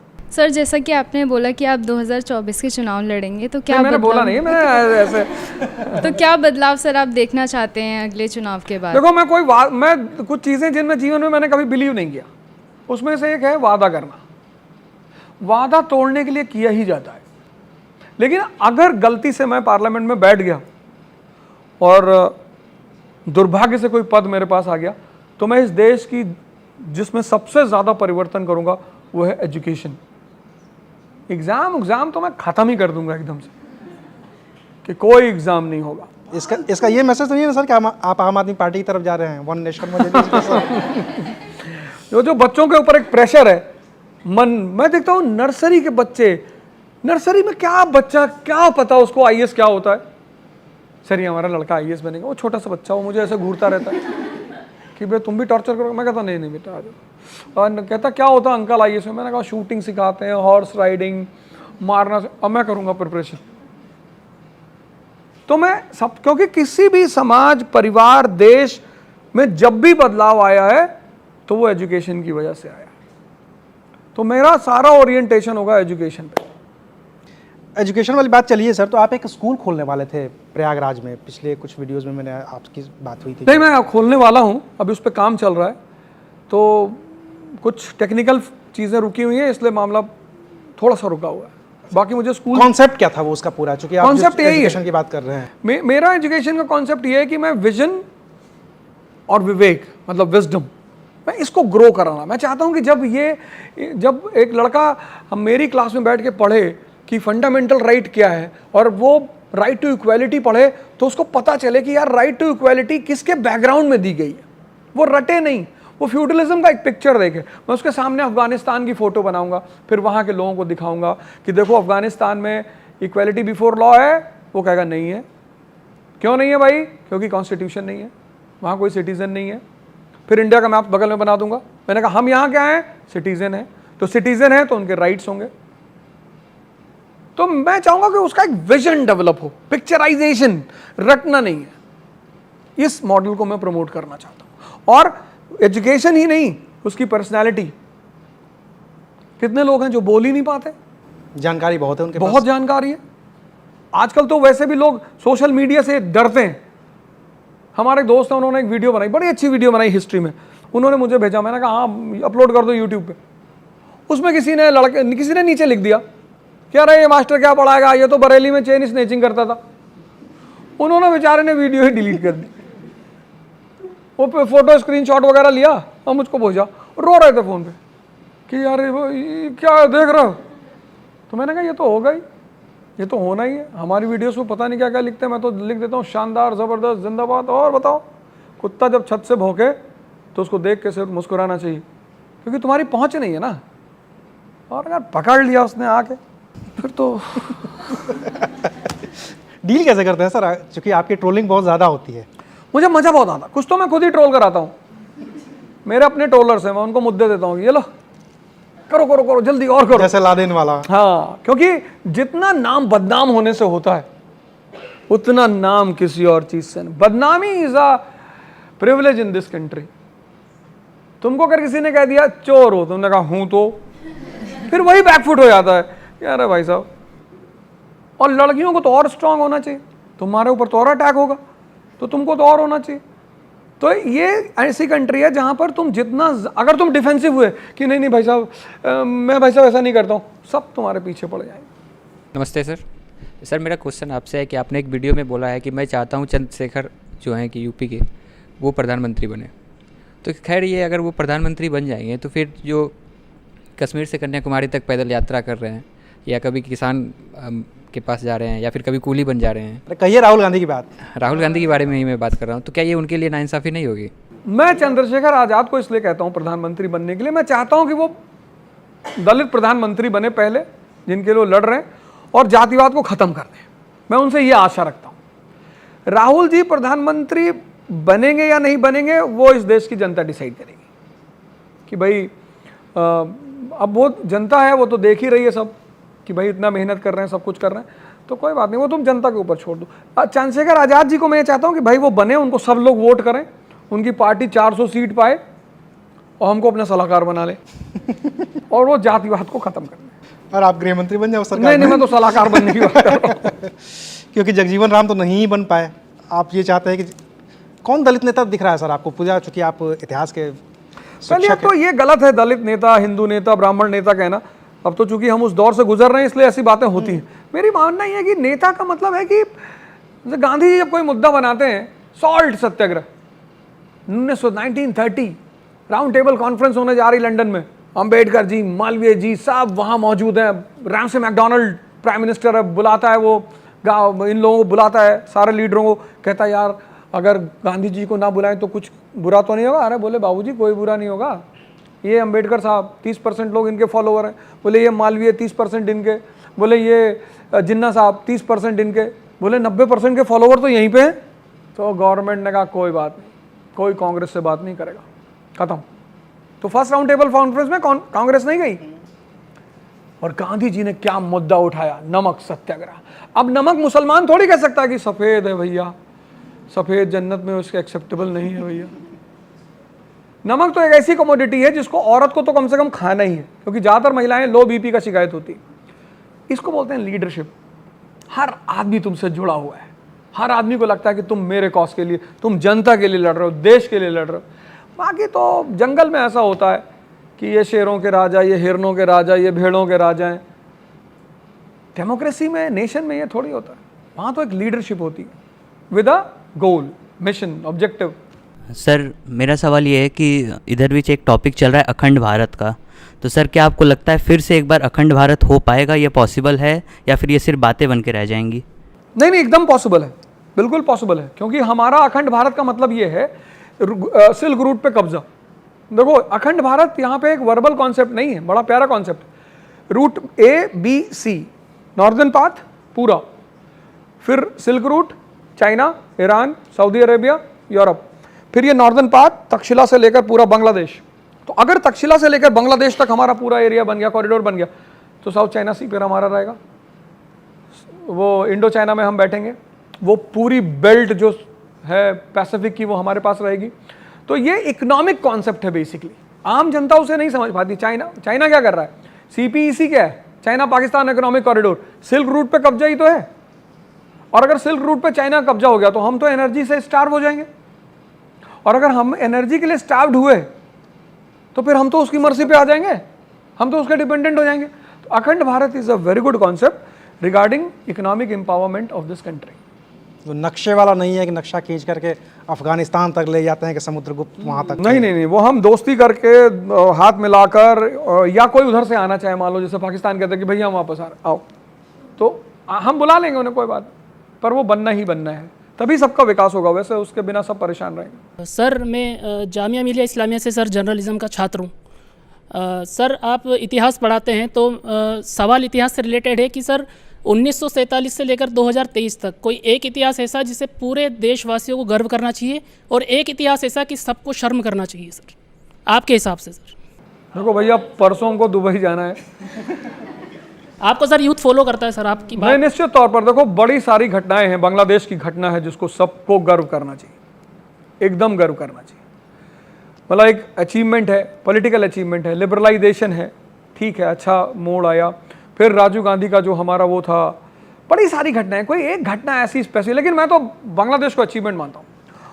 और जिस पे हमें थोड़ा सा दुखी होना चाहिए, बाबरी मस्जिद नहीं गिरानी चाहिए थी यार। मुसलमान से हम ले ही लेते होंगे सर, वो हम ले ही लेते उनसे, हम उन्हें समझा ले आते, हम तो जाते डेलीगेशन बन के तो हम तो समझा ले आते उन्हें कि देखो भैया, क्योंकि कोई भी जो स्ट्रक्चर होता है ना, वो किसी देश की कल्चर का, आर्किटेक्चर का एक हिस्सा होता है। सुप्रीम कोर्ट ने हिंदू के पक्ष में निर्णय दे ही दिया था, तो वो जबरदस्ती नहीं करनी चाहिए थी, वेट करना था हमें कि रुक जाते। जब फाइनली निर्णय, सारा साक्ष्य, सारा एविडेंस, सारा सबूत हिंदुओं के पक्ष में था, मिला उन्हें कि नहीं मिला? तो अगर नहीं गिराते तो कितना अच्छा होता। भाई हमारी पड़ोसी कंट्री पाकिस्तान, वो अपने मुसलमानों को कैसे भड़काएगी? ऐसे ही तो भड़काएगी कि ये देखो इंडिया काफिर लैंड, मस्जिद गिरा दिया। ये मौका दिया हमने उन्हें करने का। कितने दंगे हुए, मुंबई तक उसकी पूरी आंच पहुंची थी, ठीक है ना, धमाके तो हुए, नहीं करना चाहिए था वो, ऐसा मुझे लगता है कि नहीं करना चाहिए।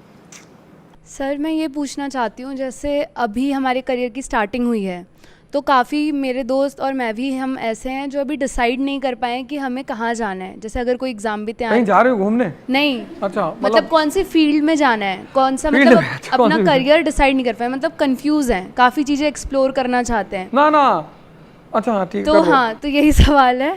तो कुछ लोग कहते हैं कि नहीं, पहले मतलब डिसाइड कर लो कि क्या करना है और उसी पाथ में चलो, और कुछ लोग, मतलब हमें ये भी सुनने को मिलता है कि अभी मतलब आप एक्सप्लोर कर सकते हो चीज़ें, अलग अलग फील्ड में जाके देख सकते हो। तो आप अपने एक्सपीरियंस से क्या बोलेंगे कि एक चीज़ पे रहें या फिर सब? अक्षय कुमार, शाहरुख खान, आमिर खान, अजय देवगन, ऐसे 4 लड़के तुम्हारे सामने बिठा दिए जाए तो तुम किसको चुनोगे? कंफ्यूज होगी कि नहीं होगी? बस ये तुम लोहरी जनरेशन की प्रॉब्लम है। उसको कभी लगता है कि यार ये चीज़ बहुत अच्छी है, मतलब किसी ने 4 बातें IAS की बता दी तो तुमको लगता है ऐसा होता है, और सिंघम और कैप और गाड़ी और बत्ती, तुम्हें लगता है IAS बनना है। ये जो तुमने इतने सारे ऑप्शंस तो तुम खेलते हो, जैसे मैं लोगों को मना करता हूँ पहले लड़की देखने जाना नहीं चाहिए, लेकिन अगर जाओ तो अकेले जाओ, क्योंकि जहां तुम 5 लोगों को लड़की लेके देखने गए, तुम्हारी शादी नहीं होगी कभी। कोई ना कोई बोल देगा आंख बहुत छोटी है, अरे तेरी भैंस जैसी आंखें हैं तो उससे थोड़ी शादी करनी है। तुम कंफ्यूज नहीं हो, तुमने बड़े सारे ऑप्शंस खोल दिए। तो जब तुम कभी आईएएस देखते हो उधर भाग जाते हो, जैसे कोई तुम्हें मिल गया आईएएस को सपोर्ट करने वाला तो तुम उधर भाग जाते हो, कोई जर्नलिज्म को सपोर्ट करने वाला तुम उधर भाग जाते हो, कोई एमबीए को सब, ये हो रहा है तुम्हारे साथ। तो अब तुम एक काम करो, और तुम्हें क्या है, खतरा हर जगह है, ऐसी कोई जगह ही नहीं जहां खतरा नहीं है। तो एक बार तुम भागते हो उसका प्रॉफिट देके, फिर जब तुम उसकी चैलेंज देखते हो पीछे चले आते हो, बस यही ड्विंडल हो रहा हो। तुम एक डिसीजन लो कि मेरा इंटरेस्ट क्या है, मेरी हॉबी क्या है, मैं किस, मेरी थॉट क्या है, ओरिएंटेशन क्या है, फिर एक डिसीजन लो। माँ बाप के साथ बैठो, तुम्हारे सीनियर्स हैं, टीचर्स हैं, उनके साथ बैठो। वो भी खासकर अर्जुन की, जो लोग कृष्ण की तरह हैं, राय सबसे नहीं लेनी चाहिए। राय हमेशा उस आदमी से लेना चाहिए जिसका इंटरेस्ट तुम्हारे इंटरेस्ट से अटैच है, वो तुम्हें अच्छा राय देगा। तो उसमें माँ बाप का पहला स्थान होता है। या मान लो कोई तुम्हारा दोस्त है जो तुम्हें लगा कि यार इसने मुझे जब भी राय दी अच्छी दी, ऐसे बात करके और एक चीज़ फाइनलाइज कर लो और फिर उसको करो। सर मेरा नाम सरवर रज़ा। सर आप जैसे सभी को बच्चों को प्रिपरेशन कराते हैं, ये सब कराते हैं, वो छोटे छोटे शहर से आते हैं। अभी कोटा में बच्चे आत्महत्या कर रहे हैं, तो इसका क्या कारण है? वो बच्चे प्रेशर कंपटीशन को लेकर है या फिर परिवार की तरफ से वैसा प्रेशर आ रहा, या वो तैयारी नहीं कर पा रहे? नहीं ऐसा नहीं है, इशू बड़ा है सर, बहुत बड़ा इशू, बहुत बड़ा इशू है। उसमें देखो कई बातें हैं। एक तो हमने रटने वाली पढ़ाई पढ़ी है, हमारी जो एजुकेशन सिस्टम है वो रटने वाली है। रटने वाली पढ़ाई बहुत डिप्रेशन पैदा करती है, बहुत। ये जो पूरा जो कॉन्सेप्ट है रटने वाला, ये कॉन्सेप्ट ही खराब है। तो एक तो ज्यादातर लोग उस मॉडल से पढ़कर आए। दूसरी बात क्या है, पेरेंट्स बेचारे बहुत सारे ऐसे होते हैं जो नहीं जानते कि प्रिपरेशन का मतलब क्या होता है, उस प्रेशर का मतलब क्या होता है। जैसे हमें किसी, कोई लड़का, जैसे तुम हमसे मिलने आए, इसकी तैयारी को तुम हमसे मिलने आए और तुमने कहा सर, क्योंकि हम जीवन में डेली कोई ना कोई चुनौती फेस करते हैं, और जब तुम मुझसे मिलने आए तो मुझे पता है कि तुम आज पढ़ के ऊब चुके हो और अब तुम्हारा दिमाग नेगेटिव मोड में तुम्हें ले आ रहा है, और तुम मेरे पास आए कि सर मन कर रहा छोड़ दूं। अबे मैंने कहा, परसों एक बाबा जी मिले थे, मैंने उनसे तुम्हारा नाम लेके पूछा, बोले 3rd रैंक। तुरंत तुमको कहा सर चाय पी ले, आप पी लो चाय। माँ बाप पेरेंट्स, इनका काम है मोटिवेशन डालना। ये क्या करते हैं अनजाने में, माता जी क्या करेंगे, भैया तुम्हारे पापा की बीपी बहुत हाई रहती है। हाँ भैया, कल तो 400 थी। वो बेचारा 8 घंटा जो पढ़ के उठा है, जिसके दिमाग में इतना प्रेशर है, ये भी तो पेट है ना, उसने वो बात सुन ली कि पापा का बीपी आई है। उसके ऊपर से वो टीचर, फिर कंपैरिजन। तुम आज तैयारी करने आओ, एक 3 साल पहले कर रहा है, दोनों में डिफरेंस होगा ना। ये हो रहा है कोटा में, कंपैरिजन, प्रेशर, दबाव, जबरदस्ती। और वो बच्चे, चूंकि उम्र उनकी कम है, भाई 10+2 16 पे आदमी कर लेता है मैक्सिमम, तो 16 का बच्चा, उसका जो मैच्योर ग्रोन अप रेशियो है वो कम है थोड़ा सा, उसी में वो बेचारा थक हार के टूट जाता है एकदम से। सर मेरा नाम तौकीर है, मैं जामिया मिलिया इस्लामिया से जर्नलिज्म कर रहा हूँ। मेरा सवाल एक छोटा सा है, 2024 में आपके हिसाब से मेन मुद्दा क्या होना चाहिए? इसको सर थोड़ा सा ट्विस्ट कर लें क्या, कि 2024 के चुनाव, 2029 के चुनाव, 2023 में जो चुनाव हो रहे हैं, इन चुनाव में मुद्दा होना कैसे चाहिए? कुछ चीज़ें होती हैं जो पार्टियां डिसाइड करती हैं कि ये मुद्दा है, कुछ चीज़ें हम लोग भी डिसाइड कर देते हैं यहाँ बैठ के कि ये मुद्दा है, और जिनके मुद्दे हैं वो डिसाइड ही नहीं कर पाते हैं कि उनका मुद्दा क्या है। उनको पता ही नहीं ना, उनको पता ही नहीं। जिनको मुद्दा देना है सरकार को, उनको पता ही नहीं कि मुद्दा क्या है। तो 2024 का जो मुद्दा है वो बस एक ही होना चाहिए, इंडस्ट्रियल रेवोल्यूशन। सरकार इंफ्रास्ट्रक्चर पे तो काम कर ही रही है, इंडस्ट्री पे भी काम करे, इन्वेस्टमेंट पे काम करे, जॉब पे काम करे, एम्प्लॉयमेंट पे काम करे, इन सब चीज़ों पे काम करे। बस पूरा कंसंट्रेशन ही सरकार उधर पलट दे। तो वो भाषणों में लंबे लंबे आंकड़े फेंक देंगे, कोई भी सरकार हो, स्टेट गवर्नमेंट कोई भी हो, सेंट्रल गवर्नमेंट हो, इतने हजार रोजगार दे दिए, इतने का फॉरेन इन्वेस्टमेंट ले आए, ज़मीन पे कुछ दिखेगा ही नहीं। वो गरीब आदमी जो वोट देने जा रहा है गांव को, उसको समझ ही में नहीं आ रहा है कि तुम्हारे यहाँ कागज पे इंडस्ट्री लगी है। जैसे हमारे यहाँ बजट आता है हर साल, तो बजट किस लिए आता है? जनता को पढ़ने के लिए। कोई पढ़ता है? कभी देखे किसी को बजट पढ़ते हुए? मजबूरी में हम जैसे लोग पढ़ते हैं, हम जैसे लोग, हमें भी पढ़ना पड़ता है, हमें तो जरूरत है। हम अब जब जनता पढ़, तुमने अपने नौकर को 1000 रुपये दिया कि जाओ खर्चा है, सामान ले आओ, वो आया घर, तुमने हिसाब ही नहीं मांगा, और ऐसा तुम लगातार करते चले गए तो तुम्हारे पैसे को मिसयूज करेगा कि नहीं करेगा? इस देश की जनता अपने प्रतिनिधियों से हिसाब ही नहीं मांगती, कहती पूछती ही नहीं। उसकी एक वजह और भी है कि जो इनकम टैक्स पेयर कम्युनिटी है उसकी परसेंटेज बहुत कम है। जब हम किसी चीज का पैसा देते हैं ना, जैसे तुम किसी फ्री की क्लास में पढ़ने गए, टीचर 3 दिन नहीं आया, तुम्हारे ऊपर कोई फर्क नहीं पड़ा, लेकिन तुमने 2 लाख फीस दी तो तुम कोचिंग में आग लगा दोगे कि पैसा दिए हैं। तो मुद्दा तो मेरे हिसाब से ये है कि इकोनॉमिक डेवलपमेंट किसी भी कीमत पर। जिमी कार्टर, जो काम डेंग जियाओपिंग ने चाइना में किया था, अब इंडिया को वो काम करने का समय आ गया है। बहुत चाइना ने कष्ट देखा, बहुत दुख झेला 1976 तक, और डेंग जियाओपिंग आता है तुरंत जिमी कार्टर को बुलाता है अमेरिका से, गले लगाता है, agriculture, industry, infrastructure, education, technology सब बदल जाता है चाइना। और तुम आज देखो चाइना की स्थिति क्या है। तो आज भारत को डेंग जियाओपिंग मॉडल अपनाने का समय आ गया है, और अगर वो नहीं अपनाएगा तो बहुत मुश्किल हो जाएगी, बहुत दिक्कत हो जाएगी। सर, जिस तरह मेरे सहपाठी ने कहा कि मतलब कोटा में बच्चे सुसाइड कर रहे हैं डिप्रेशन से, या मतलब आपने रीजंस तो बहुत बताए कि कंपटीशन होता है या घर से प्रेशर होता है, तो सर अक्सर हमने देखा है कि बच्चे हार मान जाते हैं और छोड़ देते हैं या ये सुसाइड कर लेते हैं, तो उस डिप्रेशन से बाहर किस तरीके से वो निकल सकते हैं? बच्चे ही नहीं हार मान जाते हैं, बुढ़े भी हार मानते हैं, लेकिन बुढ़ों के पास जीने के बड़े बहाने होते हैं। गुड़िया की शादी नहीं हुई है, अभी मकान का छत नहीं पड़ा है। बच्चों के पास बहाना नहीं होता, पहली बात। दूसरी बात, मैं बार बार युवाओं से इस देश के कहता हूं कि देखो भैया, बादाम का तेल लगा रहे हो, बादाम का शैम्पू लगा रहे हो, बादाम का साबुन लगा रहे हो और खा रहे हो गुटखा। तो मैं इस देश के युवा से 2 बातें तो परमानेंटली कहता हूं। पहला, अपने मन की ताकत को बढ़ाओ। जितना शक्तिशाली मन, मैंने 3-4 फोटो रख रखी है। एक स्टीफन हॉकिंस की फोटो है, शरीर खराब है, मन स्ट्रांग है, नोबेल प्राइज विनर। एक दुर्योधन की फोटो है, शरीर स्ट्रांग है, मन खराब है, खुद भी खत्म हो गया, खानदान ही खत्म हो गया। एक कृष्ण की फोटो है, मन भी बैलेंस है, शरीर भी। ये जिंदगी, अभी तो तुम लोग की जिंदगी शुरू हुई। तुम याद करो, जब तुमने 10th का एग्जाम दिया होगा तो मम्मी पापा ने क्या कहा था कि बेटा यहाँ परसेंटेज अच्छे आ जाएंगे तो जिंदगी बन जाएगी, आए ना? फिर कोविड बैच, अच्छा कोविड, फिर उन्होंने 12th में यही बात दोहराई कि 12th बेटा फाइनल।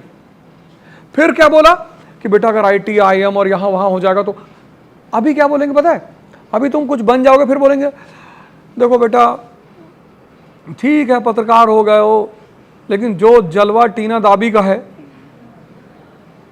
जलवा तो, और तुम तो शेर खान हो फैमिली की, फिर तुम्हें एक चार्ज दे दिया। ऐसे जिंदगी हर कदम पे तुम्हें एक बार लालच देगी, एक तरफ चुनौती देगी और आगे बढ़ाती रहेगी। At the end of the day तुमको जाके पता चलेगा कि सब ने बेवकूफ़ बनाया। मतलब जब हम ट्रॉल होते हैं, अब जब ट्रॉलिंग होती है या लोग बहुत समाज है ना, तो तुम्हें कोई कुछ भी बोल सकता है, उनको राइट है। तो हमारे बड़े सारे कोलीग्स डर जाते हैं। अभी मैंने तुम्हें बताया, हमको तो जब पहली बार में ट्रॉल हुआ 2 बजे रात में फ़ोन आया, और फ़ोन करते ही अगले ने गाली देना शुरू कर दिया। हमें लगा ये कहाँ मिल गया यार। फ़ोन बंद किया ना, मुंह धुला अपना, फ्रेश व्रेश हुए, फिर आए, फिर घंटी बजी, फिर मैंने उठाया।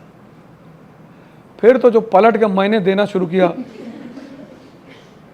फिर वो मुझसे कहने लगा भाई साहब देखो आप गलत भी करते हो, बदतमीजी भी करते हो। फिर वो भाई साहब पे आ गया, हमसे कह रहा था ये कट डालेंगे, मार डालेंगे, ये कट डालेंगे। हम कहते ना काटेंगे ना तुमको, मैं एक्सीडेंटल टीचर हूँ। मेरे साथ वो हिसाब किताब नहीं कि मुझसे बाबूजी गलती हो गई। अरे कोई गलती नहीं, जो कर रहे हैं वो सही है, और बदतमीजी मत करना। तो मैंने ये देखा कि जिंदगी में हर कदम पे तुम्हें लड़ना होता है। तो जब हर कदम पे, और हर आदमी को लड़ना है, ऐसा नहीं किसी को, सबको, तो जब लड़ना है तो शक्ति पैदा कर लो। मेरी बेटी थी, हॉस्पिटल में एडमिट थी, सिरिंज लगा हुआ था। उस वक्त ऐसा लगता है कि मार डालो डॉक्टर को। अब डॉक्टर भी बेचारा क्या करे, अब वो सिरिंज निकाला डॉक्टर ने, और फिर 1-2 घंटे बाद लगाया तो ब्लड का फ्लो हुआ, तो बेचारी ऐसे खड़ी हो गई। मुझे लगा कि अरे ये जिंदगी हर कदम पर संघर्ष है, हर कदम पर। उससे तुम तभी जीतोगे जब तुम्हारा मन और तुम्हारी शरीर दोनों मजबूत हो। तो दो काम मेरी तरफ से करो। एक तो टिम रो की योग निद्रा डाउनलोड कर लो, बहुत प्यारी चीज है, और दूसरा सूर्य नमस्कार। बस 2 काम, 1 घंटा अपने आप को दो, और अगली बार हमारी तुम्हारी मुलाकात BBC के चैनल पे होगी। आपसे बात हो और मिर्ज़ापुर वाले गुड्डू भैया, अखंडानंद त्रिपाठी, इन कैरेक्टर्स का जिक्र ना हो तो मुझे लगता है कि वो बात पूरी हो नहीं पाएगी कंप्लीट। मैं इन अखंडानंद त्रिपाठी या गुड्डू भैया ये बहाना है, जो बेसिक मकसद मेरा ये है कि आप व्यक्तिगत तौर पे खाली समय में सिनेमा देखते हैं, किताबें पढ़ते हैं, और सिनेमा के कथानकों को किताबों की कहानियों के ज़रिए कैसे रिलेट करते हैं और कैसे पढ़ाते हैं। क्योंकि जब मैं आपका एक वीडियो देख रहा था, आप ये कह रहे हैं कि जो गुड्डू भैया है वो कभी UPSC ही नहीं निकाल पाएगा, बहुत सारे कैरेक्टर होते हैं गुड्डू भैया की तरह। मतलब जिस तरीके से आपने उसकी समीक्षा की थी उस पूरे मिर्ज़ापुर वेब सीरीज़ की, यहाँ पे बहुत सारे फिल्म पत्रकार भी हैं, वो भी ऐसा नहीं कर पाए थे। नहीं, ऐसा है कि पर्सनैलिटी जितनी बड़ी होती है उसका पद भी उतना बड़ा होता है। जैसे जब तुम वो सीन देखो, जब उसको मार रहे हैं ललित को, कितना बेवकूफ आदमी है, फर्जी क्यों किसी के पीछे लगे हो, कितना कमाती हो, मिर्जापुर आओ, सैलरी गुड्डू भैया से उस मुन्ना भैया से कह के बढ़वा देंगे, क्यों बदतमीजी कर रहे हो एक महिला से। अब मुन्ना उस वक्त इरिटेट होता है, लेकिन अखंडानंद इरिटेट नहीं होता। नहीं पूछिए पूछिए पूछिए, कहता नहीं हो गया। उसको पता है इसको बलि चढ़ाने लाए, इसकी अंतिम इच्छा पूरी होनी चाहिए। और जब वो वहाँ CM के सामने बैठा हुआ है, तो तुम सारे कैरेक्टर का एक बार चेहरा देखो जब उसकी किलिंग हो रही है। सिर्फ अखंडानंद है जो कूल काम एंड क्वाइट बैठा। इवन CM इम्पेशेंट हो जाता है, उसके चेहरे पे तुम देखोगे ऐसे ऐसे उंगली करता रहता है, उसका PS अनरेस्ट में आ जाता है। मुन्ना भैया तो उनका दोस्त मर रहा है तो वो मानी सी बात। जिसकी इतनी गहरी पर्सनैलिटी हो, इतना खतरनाक पर्सनैलिटी, फिर तुम देखो जब उसकी फैक्ट्री में आग लगा देते हैं। जो आदमी अपने नुकसान को अपने फायदे में बदल लेता हो, यहां लोग अपने फायदे को फायदे में नहीं बदल पाते, दोस्तों से झगड़ा कर लेते हैं। जिसके ऐसे सिम्टम्स हो, ऐसे जो आदमी अपनी बीमारी किसी और को बता दे, शर्मा से क्या शर्माना, कह रहा ये अब्दुल को परेशानी है, अब्दुल भी टेंशन में, मकबूल, हाँ मकबूल भी बेचारा टेंशन में आता। तो मैं वहां रीड करता हूं कि देखो ये पर्सनैलिटी बड़े बड़े अचीवमेंट्स दिलाती है, कूल, काम, शांत। क्योंकि तुम्हारा मन, कृष्ण को कहां गुस्सा आता है, तुम पूरी महाभारत उठा के देखो, 1-2 बार शिशुपाल को मारते हैं वो भी मुस्कुराते हुए। तुम शिशुपाल वाली सीन देखो, क्लिपिंग पड़ी हुई है, बलराम गुस्से में आ जाते हैं, युधिष्ठिर गुस्से में आ जाते हैं, अर्जुन गुस्से, कृष्ण मुस्कुरा रहे हैं। फिर उसकी जब 98 गालियां हो जाती हैं तो उसको टोकते भी हैं कि भैया 98, कहता मैं 100 दूंगा, फिर चक्र निकालते, मुस्कुरा रहे हैं। तुम इमेजिन कर सकते हो कि तुम किसी की हत्या कर रहे हो मुस्कुराते हुए। तुमने तो मूवी में देखा होगा, गुस्से में फ्लैशबैक में जाते हुए, क्या कैरेक्टर है कृष्ण का, शांत, किसी भी परिस्थिति में शांत। वो कैरेक्टर हर आदमी का हो ही नहीं सकता। कितनी जल्दी लोग पैनिक करते हैं जब भूकंप आता है, तब देखो, अभी जल्दी 3-4 महीने पहले भूकंप आया था, एक भाई साहब ऐसा कूदे पैर ही टूट गया। अरे मैंने कहा कि भूकंप से नहीं, ज्यादातर लोग तो ऐसे उल्टी सीधी हरकतों से मर जाते हैं। लिफ्ट बंद हो जाती है, लोग अरे भैया लिफ्ट बंद हो गई, आप गए हैं। अभी मैं लिफ्ट से उतर रहा था, हम थे, हमारी वाइफ थी, सब बोले घुटन महसूस हो रही है, हमने कहा आप गए सब। जॉनसन एंड जॉनसन अब नई टाइप की लिफ्टें बनाता है, अब तो वेंटिलेटर्स वगैरह बनाते हैं, ऐसा कैसा क्या होता है। तो वो जब मैं चीजें वॉच करता हूँ, देखता हूँ, जैसे मैंने रैंचो को देखा, क्या आदमी है। अब उसको एक नजर से कोई देखे तो वो पढ़ने वाला स्टूडेंट नहीं लगता, लेकिन वो समझने वाला है, पिक्चराइजेशन टॉप करता है, और सिर्फ पढ़ता नहीं, नॉलेज को अप्लाई करता है। रैगिंग वाली सीन देखो, तो जो अपनी नॉलेज को यूज करता है, जो अपने पर्सनालिटी को गार्डन में बैठ के नहा रहा है, जिससे उसके टीचर तक को इन्फीरियरिटी महसूस होती है। वो लास्ट में कहता नहीं वायरस कि ये पेन तुम्हारे लिए है, जिसको किसी से ईर्ष्या ही नहीं है। तुम उसको देखो, वो जो चतुर्लिंगम है, ईर्ष्या ही नहीं है। कहता है मेरा पेन तो तुम ले गई यार। कहता है पेन, लास्ट में उसको फ़ोन करता है फुंगसुक वांगडू। तो मैं सोचता हूँ, मैं जब पिक्चराइज करता हूँ उन कैरेक्टर्स को, मैं इमेजिन करता हूँ कि यार IAS ऐसा होता है, ऐसा होता है, ऐसा होता है, तो मुझे वहाँ से थीम्स, और अच्छा उससे मुझे स्टूडेंट को समझाने में बड़ा आसानी होती है।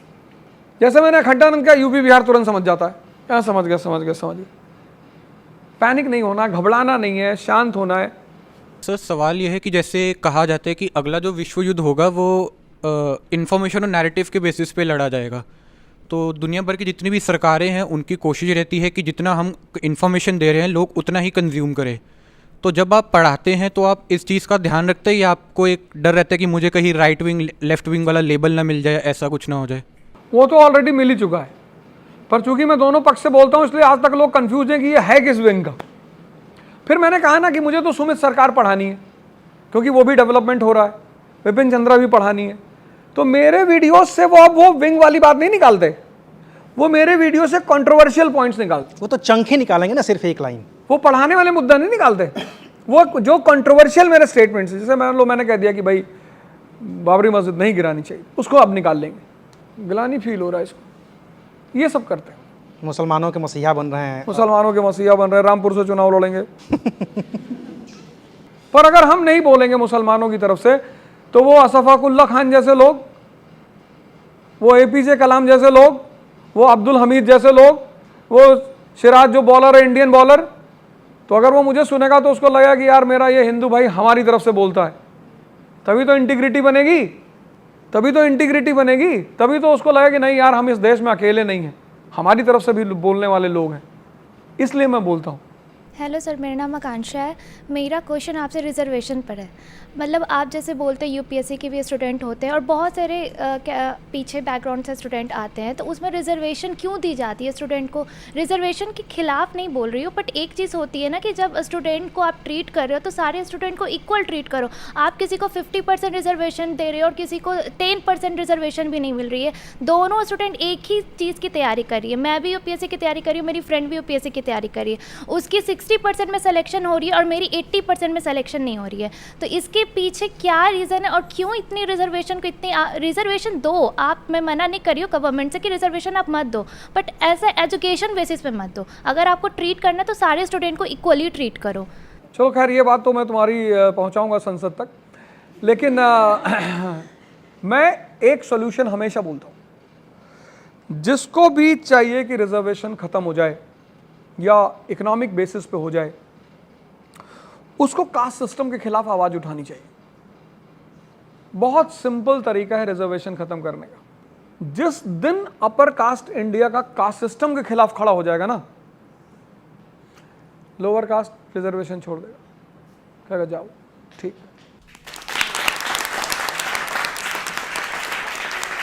बात सोचो बड़ी सिंपल सी, कि चंद्रशेखर रावण कितना भी पढ़ा लिखा हो, कुछ भी हो, अंततः लोग उसको दलित ही तो कहते हैं।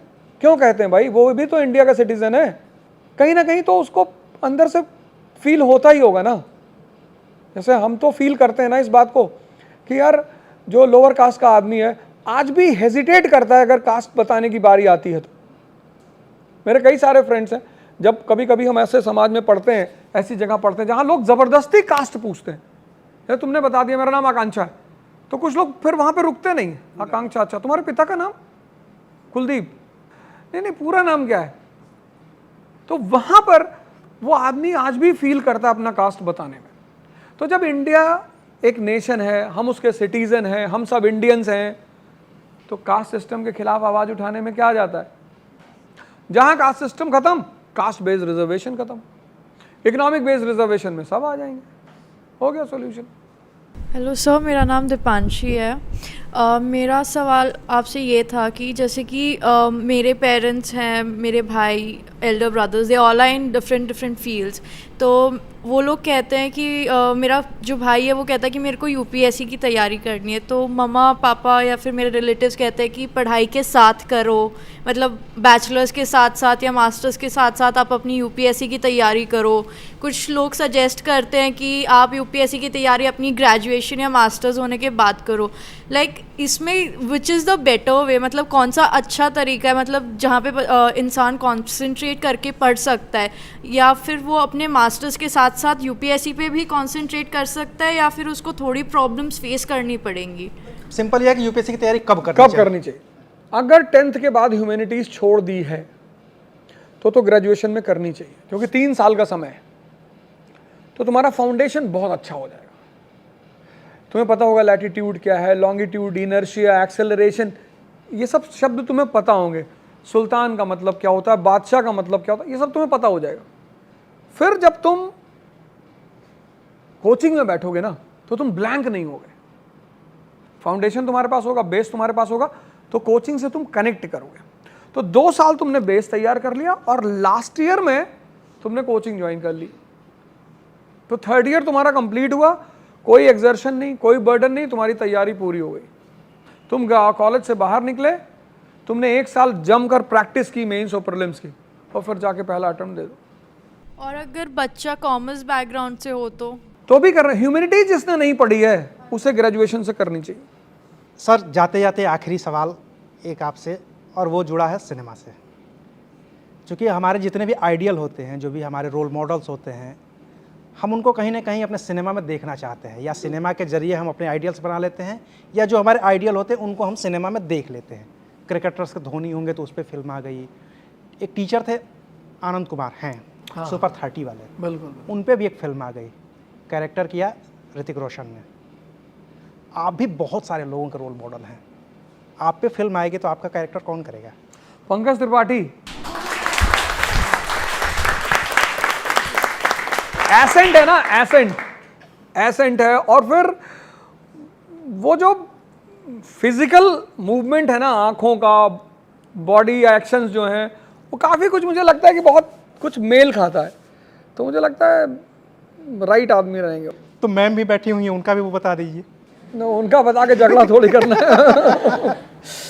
तो चलिए इसी नोट पे हम सर इस बातचीत को ख़त्म करते हैं। बहुत लंबी बातचीत रही आप लोगों के साथ। सर ने तमाम सवालों के जवाब देने की कोशिश की, इतिहास से जुड़े सवालों के जवाब देने की कोशिश की, यूपीएससी से जुड़े सवालों के जवाब देने की कोशिश की, और बाकी इस वीडियो को अपलोड होने के बाद जो दर्शकों के सवाल होंगे वो हम एक बार लेकर फिर सर के साथ हाजिर होंगे, और तब फिर हम आपसे बातचीत करेंगे, फिर उन सवालों का जवाब देने की कोशिश की जाएगी। तो अगले हफ्ते इस स्टूडियो में फिर से हमारे साथ एक नए मेहमान होंगे। तब तक इंतज़ार करिए और देखते रहिए अनकट। शुक्रिया।